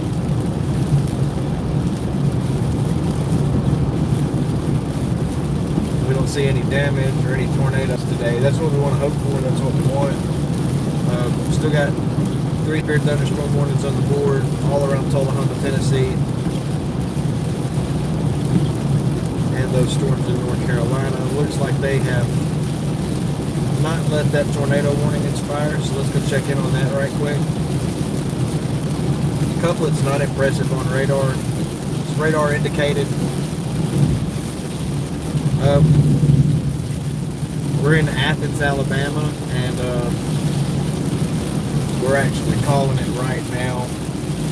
Getting ready to head back towards the house, get back to HQ. I actually just posted a new episode of Messing with Mother Nature on YouTube today, so you can go check that out. That covers tornado events from the 8th last week and the Northern Lights. And it'd be awesome for you guys to stop by and check those out. We try to deliver really good content when we do those videos. They're all about 20 to 30 minutes long. We got 5 episodes out currently. Do all of this out of my own pocket. Spent like $3,000 to $4,000 in camera and production equipment, upgrading my computer, mounts, things like that, so that we can try to deliver you a good show, basically, that you can watch during storm season, and it's always different. And it delivers more of a real raw storm chasing experience instead of a compilation of tornadoes. I actually chase a whole lot more than just tornadoes. And I'm also a certified structure junkie. So I will go out and drive hours just chase structure. I'm a photographer at heart. I love taking pictures. I got into cinematography about 10-15 years ago. I've got a background in music and sound production, live sound engineering. So together I have coupled all of my skills to bring you Messing with Mother Nature, and it is constantly evolving and upgrading and getting better. I'm constantly working on the live stream, trying to make it better. Right now we deliver a raw blank stream straight through YouTube because it actually delivers the best stream. Because going into these storms, we lose a lot of cell service. We lose Starlink. We do have Starlink on the car. The name of my car is Thor. Thor stands for Tornado and Hurricane Observation and Research. And this car has been across the country from Alabama to California 4 times. And he's not done yet. But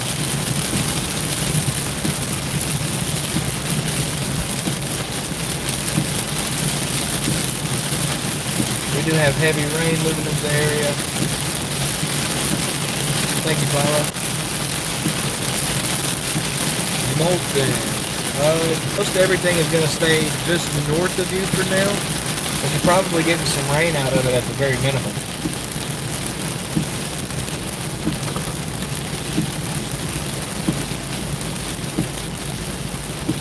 Up to 62 likes on the stream. Smash that button for me, guys.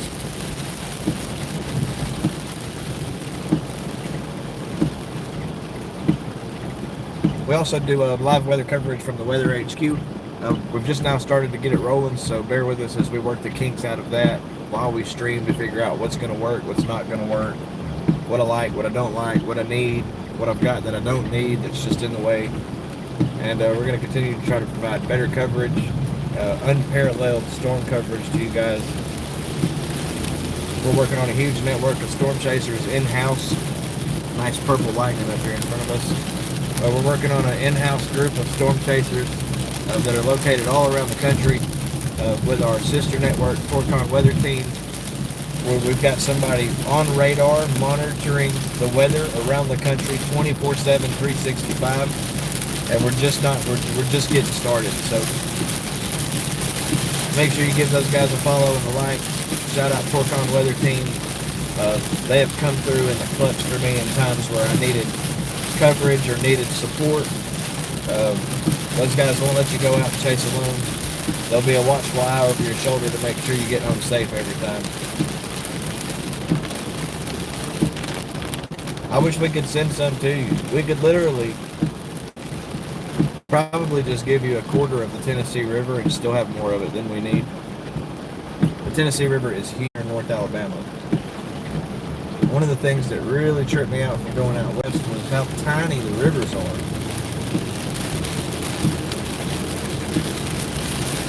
And then I found out that it's not that your rivers are tiny, it's that ours are huge. The Tennessee River is gigantic.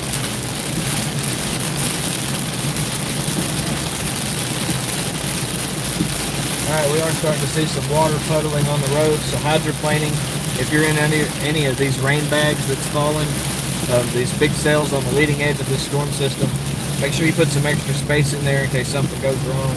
Don't speed, and if you start hydroplaning, hold on to the steering wheel loosely and let your foot off the gas and the brake and just ride it out.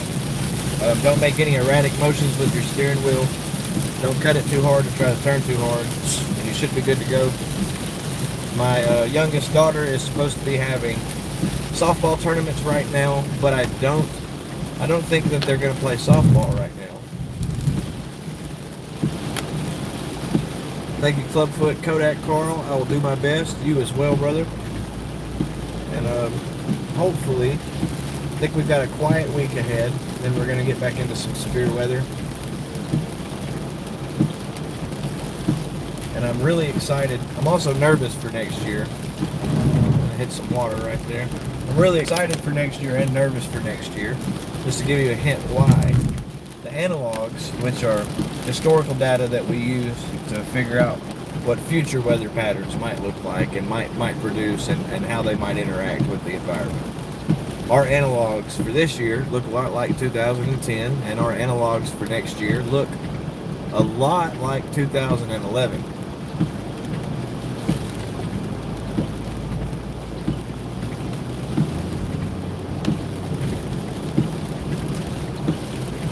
So I think next year could be a significant tornado year, especially for parts of Dixie and the southeast and the deep south.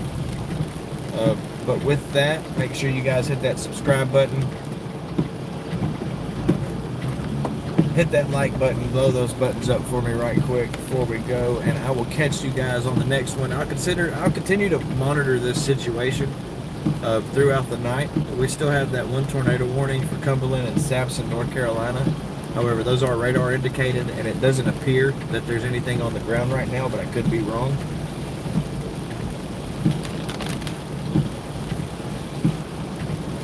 Well, forecasting kind of works like that. It's not really a joke, so we just look at analogs, and we look at sea surface temperatures, and we look at the jet stream, and we can compare what we have now to years where the data that we have now was similar. So we're not saying that there's going to be 1,112 tornadoes next year, but we are saying that next year is going to be particularly more active in the deep south and Dixie than it is going to be in the traditional tornado alley, just as this year it was predicted that tornadoes would be higher and more probable in the Ohio Valley and the Tornado Alley this year. And if you look at the statistics for the year, all of that is held true. So I don't think it's really a joke. I think it's science at work, and we are blessed to have come as far as we have with the science that we have. We went from tornado warnings. Tornado Alley hasn't moved at all. I disagree, and I'm not arguing with you here, but it hasn't moved. The parameters for tornadoes are ever shifting and evolving. Tornado Alley hasn't moved, it's gotten bigger. You're to a point now where you could, anywhere in the continental United States, there is a chance somewhat throughout the year for tornadoes, whether you live in Washington State or the mountains of Colorado. New York State, upstate New York, saw tornadoes last year.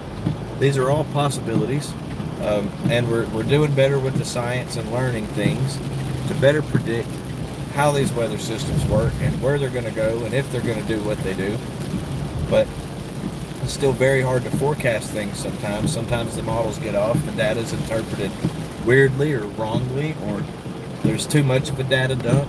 Like the HRRR, for example, has been terrible on moisture returns this year and moisture return placement.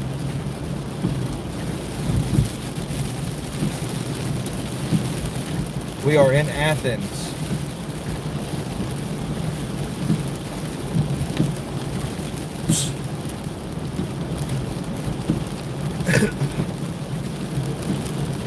But you got to think about it. We went from in the 70s, you were lucky to get a 2-minute lead time on a tornado warning.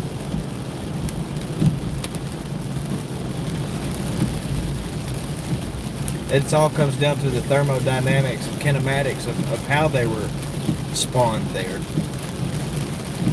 You've got a transitioning El Nino to La Nina was a perfect period for that to happen because you did have significant moisture returns. A lot of the models didn't pick up on them, but you did have significant moisture returns. You had a broader dry line than normal, and you had an ever-shifting, converging mass of storms that had all the shear in the world behind it, no cap.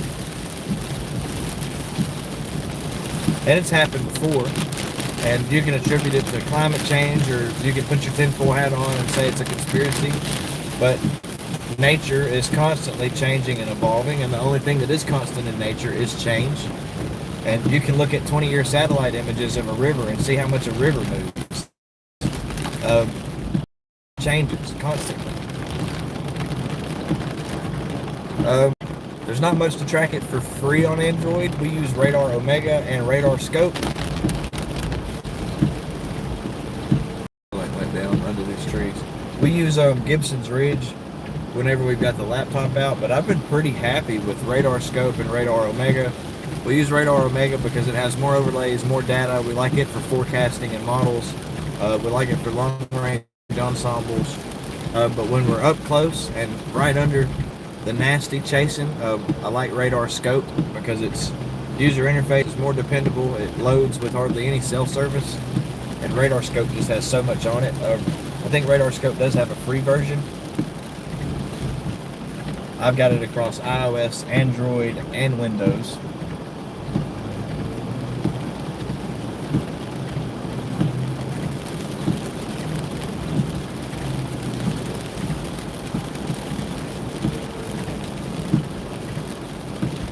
I don't think that they failed, but I think that they have made some mistakes, especially National Weather Service Memphis. But these guys are only human, and it's been a crazy busy year. That's no excuse, but I do try to see a little bit from their point of view in their shoes. That's why storm chasers are so important. I don't know how many undocumented tornadoes we've gotten confirmed this year, but a lot of people in the storm chasing community have encountered and undocumented tornadoes and got the data sent into the National Weather Service and did get a tornado report made and confirmed. But they have dropped the ball quite significantly. But at the end of the day, it's weather, and it's hard to do. I think their outlooks with the SPC have been, for the most part, I'd say 80% spot on. But there still are unforeseens or environmental things that happen that the models and we can't pick up on because we still don't quite understand how it works. Weather Underground isn't a bad app either.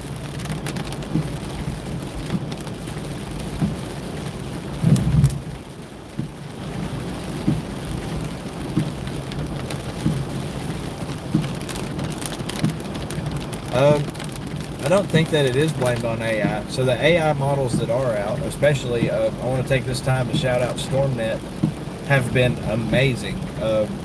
I utilize StormNet often while chasing, and its tornado predictions are usually spot on, and its hail predictions. So I think the AI is only going to help us further what we know and what we understand about severe weather and how we forecast severe weather. And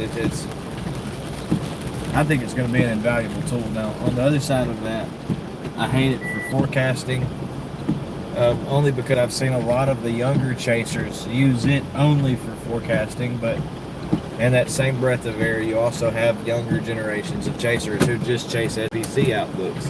and they don't understand the data or the thermodynamics or the kinematics at that level in the atmosphere. Nice little lightning right there.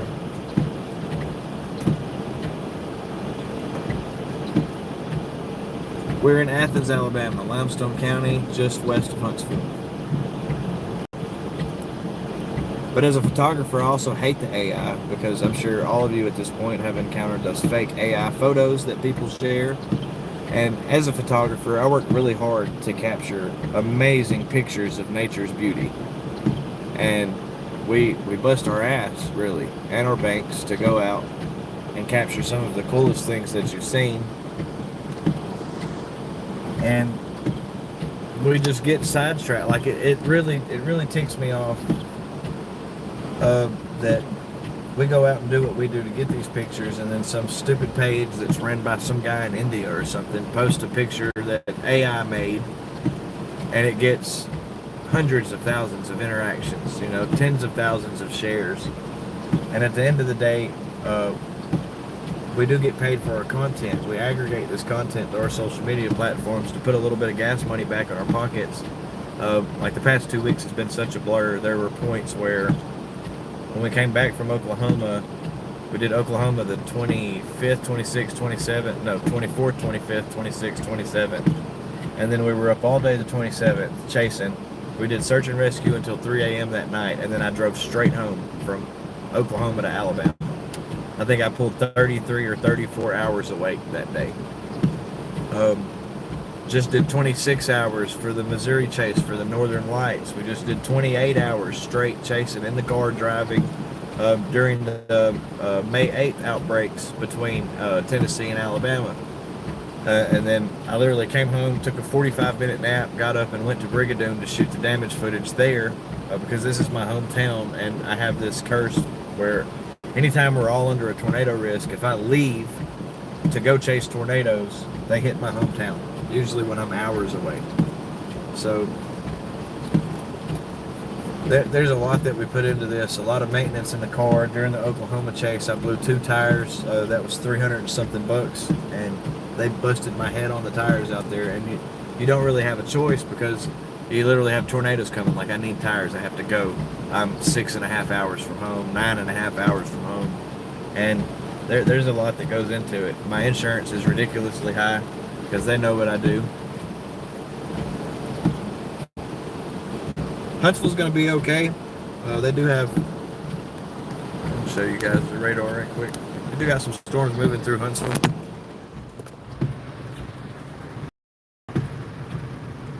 But it's nothing super serious. There's a special weather statement out for this entire mess of storms right here. Wind gust up to 50 mile an hour, nickel size hail.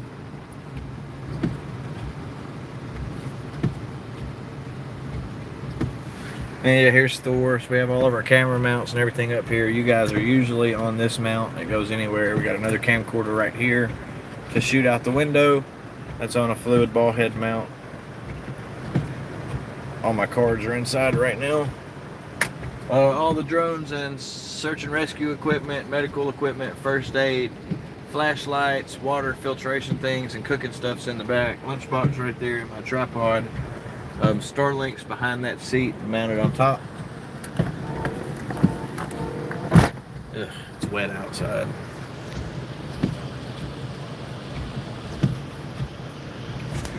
Yeah, but rental cars get really expensive to chase in, man. You're talking about adding $500 to your 2-day chase budget.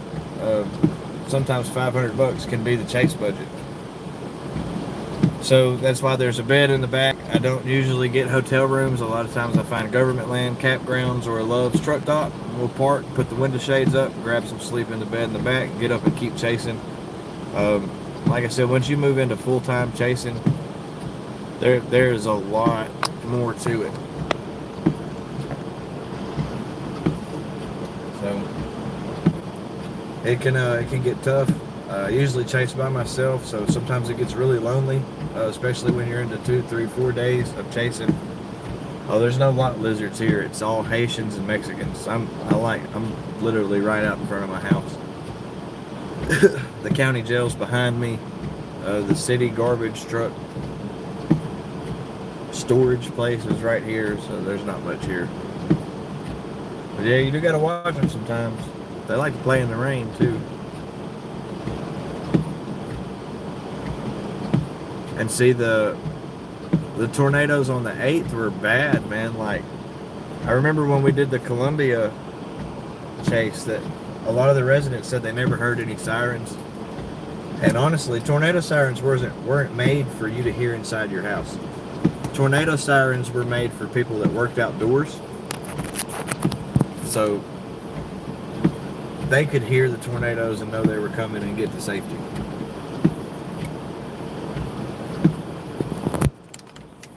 Charger. That's better.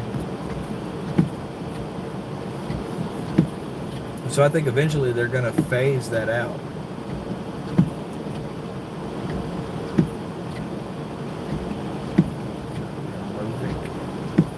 Well, that's cool.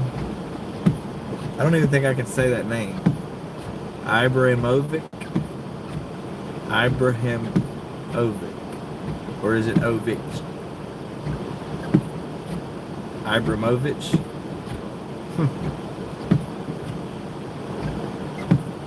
Yes, people rely on the weather sirens too much. They really do. And I think that's another big reason that they're going to fade them out and do the instant National Weather Service alerts on your phone and stuff. But if you live in an area that is prone to tornadoes, I highly recommend you get a NOAA weather radio. It's probably one of the most life-saving tools. It's going to wake you up. It is loud and obnoxious, and it's like a smoke alarm, but for tornadoes. So if you're asleep, deep in that dream, sky starts spinning, that thing starts screaming, hey, wake up, there's a tornado. And I think they've probably saved a lot of lives. I need to find mine and dig it out. Hey John from Colchester, England, UK. Hey, thanks for tuning in. Yeah, they will scare the crap out of you, especially, and like me, I'm weird. I like the way it sounds, so I have all of the alerts turned on, so we get like any kind of alert and it starts screaming and everybody in the house is freaking out.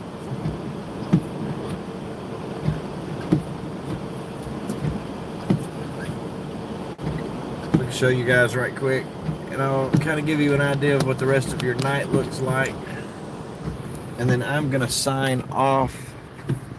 So this is the Radar Omega app. I love it a lot. I'm just gonna let those guys know that I'm not paying $8 a month to have the radar sweep around in a circle. It's literally just eye candy. But I do have the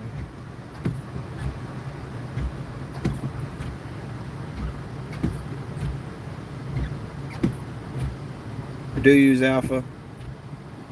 We use the highest paid one, but you can get all of your models and everything in here. Yeah, that range should be reaching Huntsville now. But like I said, I don't think you guys have really anything to worry about. Go to your composite reflectivity here. Let's make sure we got a full run. So we're going to go back to the 21Z models. But this is 5 p.m. This is the HRRR model. So this is kind of an idea of where it thinks the rain and the clouds are going to be.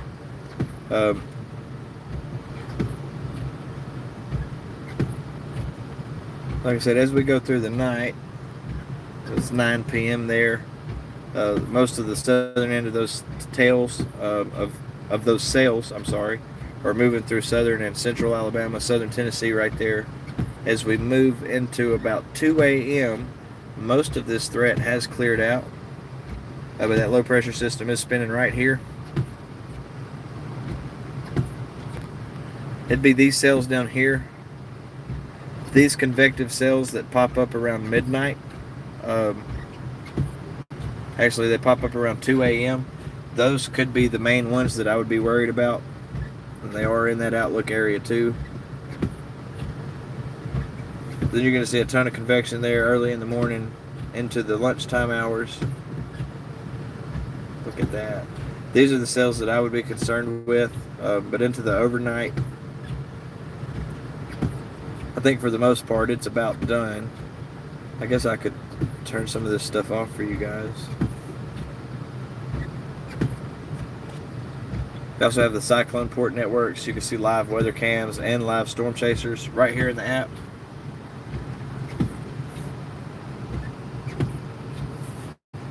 Okay, so if you have the weather sweep,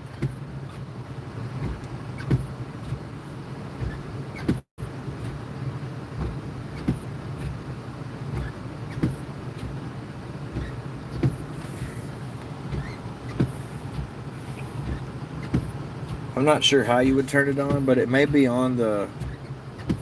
It may be in these settings, control panel, radar settings. It's probably going to be in there. Like I said, I haven't gotten it yet, so I don't know where it's at. But I think it's just eye candy.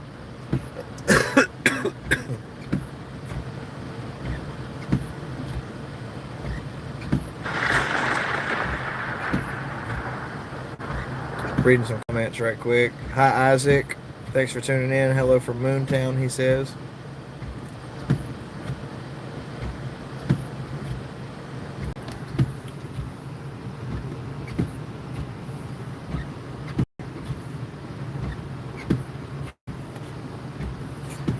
But yeah, that's what we're looking at. Most of this is going to die out. Still got a pretty big system.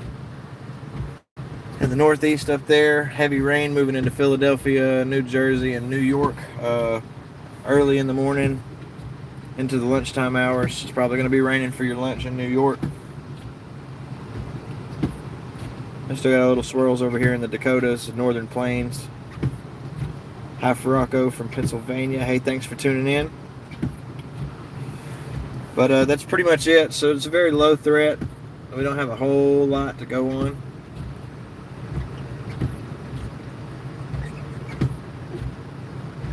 Just looking.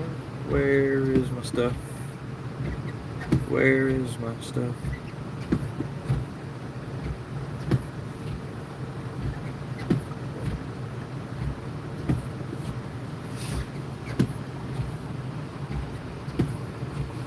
This is StormNet, not this page right here, mesoscaleforecast.com.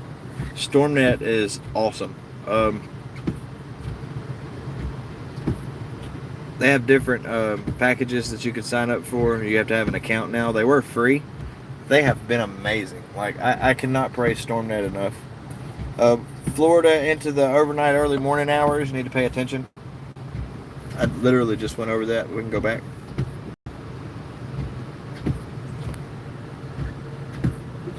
So that's 1 a.m. You start seeing cells fire just southwest and southeast of Tallahassee and Jacksonville.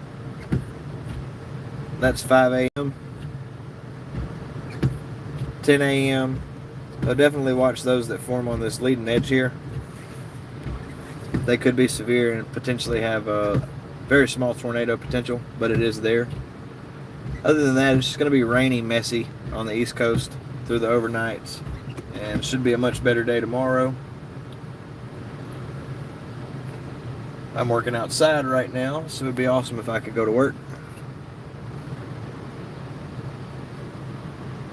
I just wanted to show you guys this right quick. We'll go to the SBC outlooks. Normally I'd be doing this on the laptop, but we'll do this in here.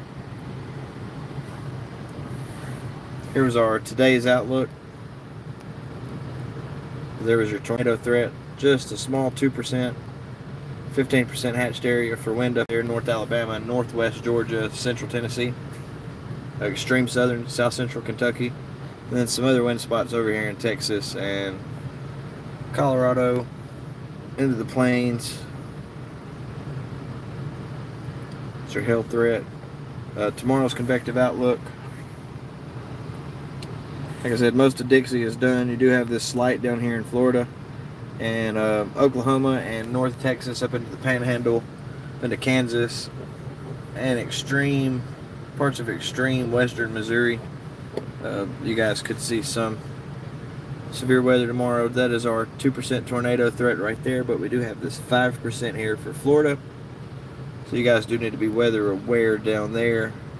We got a 5% hail or wind threat in most areas with a 15% hail threat going through central Oklahoma and a hail threat to accompany it. You got a 15% down there in Florida and also 15% through northwestern Oklahoma into the extreme northeast side of the Texas Panhandle. That is pretty much going to do it, guys. So we're going to wrap it up with that. Thank you guys for tuning in, coming along with us today. Luckily, nothing got bad. We didn't have to get out and activate anything, cut any trees up. We haven't really observed any damage other than small sticks and twigs. This system's going to continue moving out through North Alabama into Tennessee, South Carolina, and Georgia overnight. Then you're going to have a weather day in Oklahoma and Florida tomorrow. So if you live in those areas, you need to be weather aware. Before you guys go, make sure you hit that like button. If you would like to, you can hit that subscribe button. That means you can jump in the back seat and go storm chasing with us. And you'll be here for every live video, every storm chase, and everything that we drop or anything that we do. Sometimes we just go out on crazy adventures and it's not necessarily storm chasing. Sometimes we go hunt alligators or rattlesnakes or do crazy things that normal people typically do not do. So we like to do that on this channel, and we like to take you along for it because some people can live vicariously through others. And so that's something that we let you guys do here. I'll go out and do stupid things and y'all can get the thrill out of them without doing the stupid things. And at the end of the day, it's all very scientific and carefully measured so that I can stay safe, but I'm good at what I do, and I've been a professional idiot for a long time. Other than that, I don't see anything to touch up on. Like I said, just remain weather aware throughout the night if you do live in these areas. If these lines have moved over you already, you're good. You can go out, garden, hang out on the hammock or the swing, have a cup of coffee, or just go to bed, whatever you want to do. But yeah, you guys have a good night. Thanks for tuning in. Never stop chasing, man.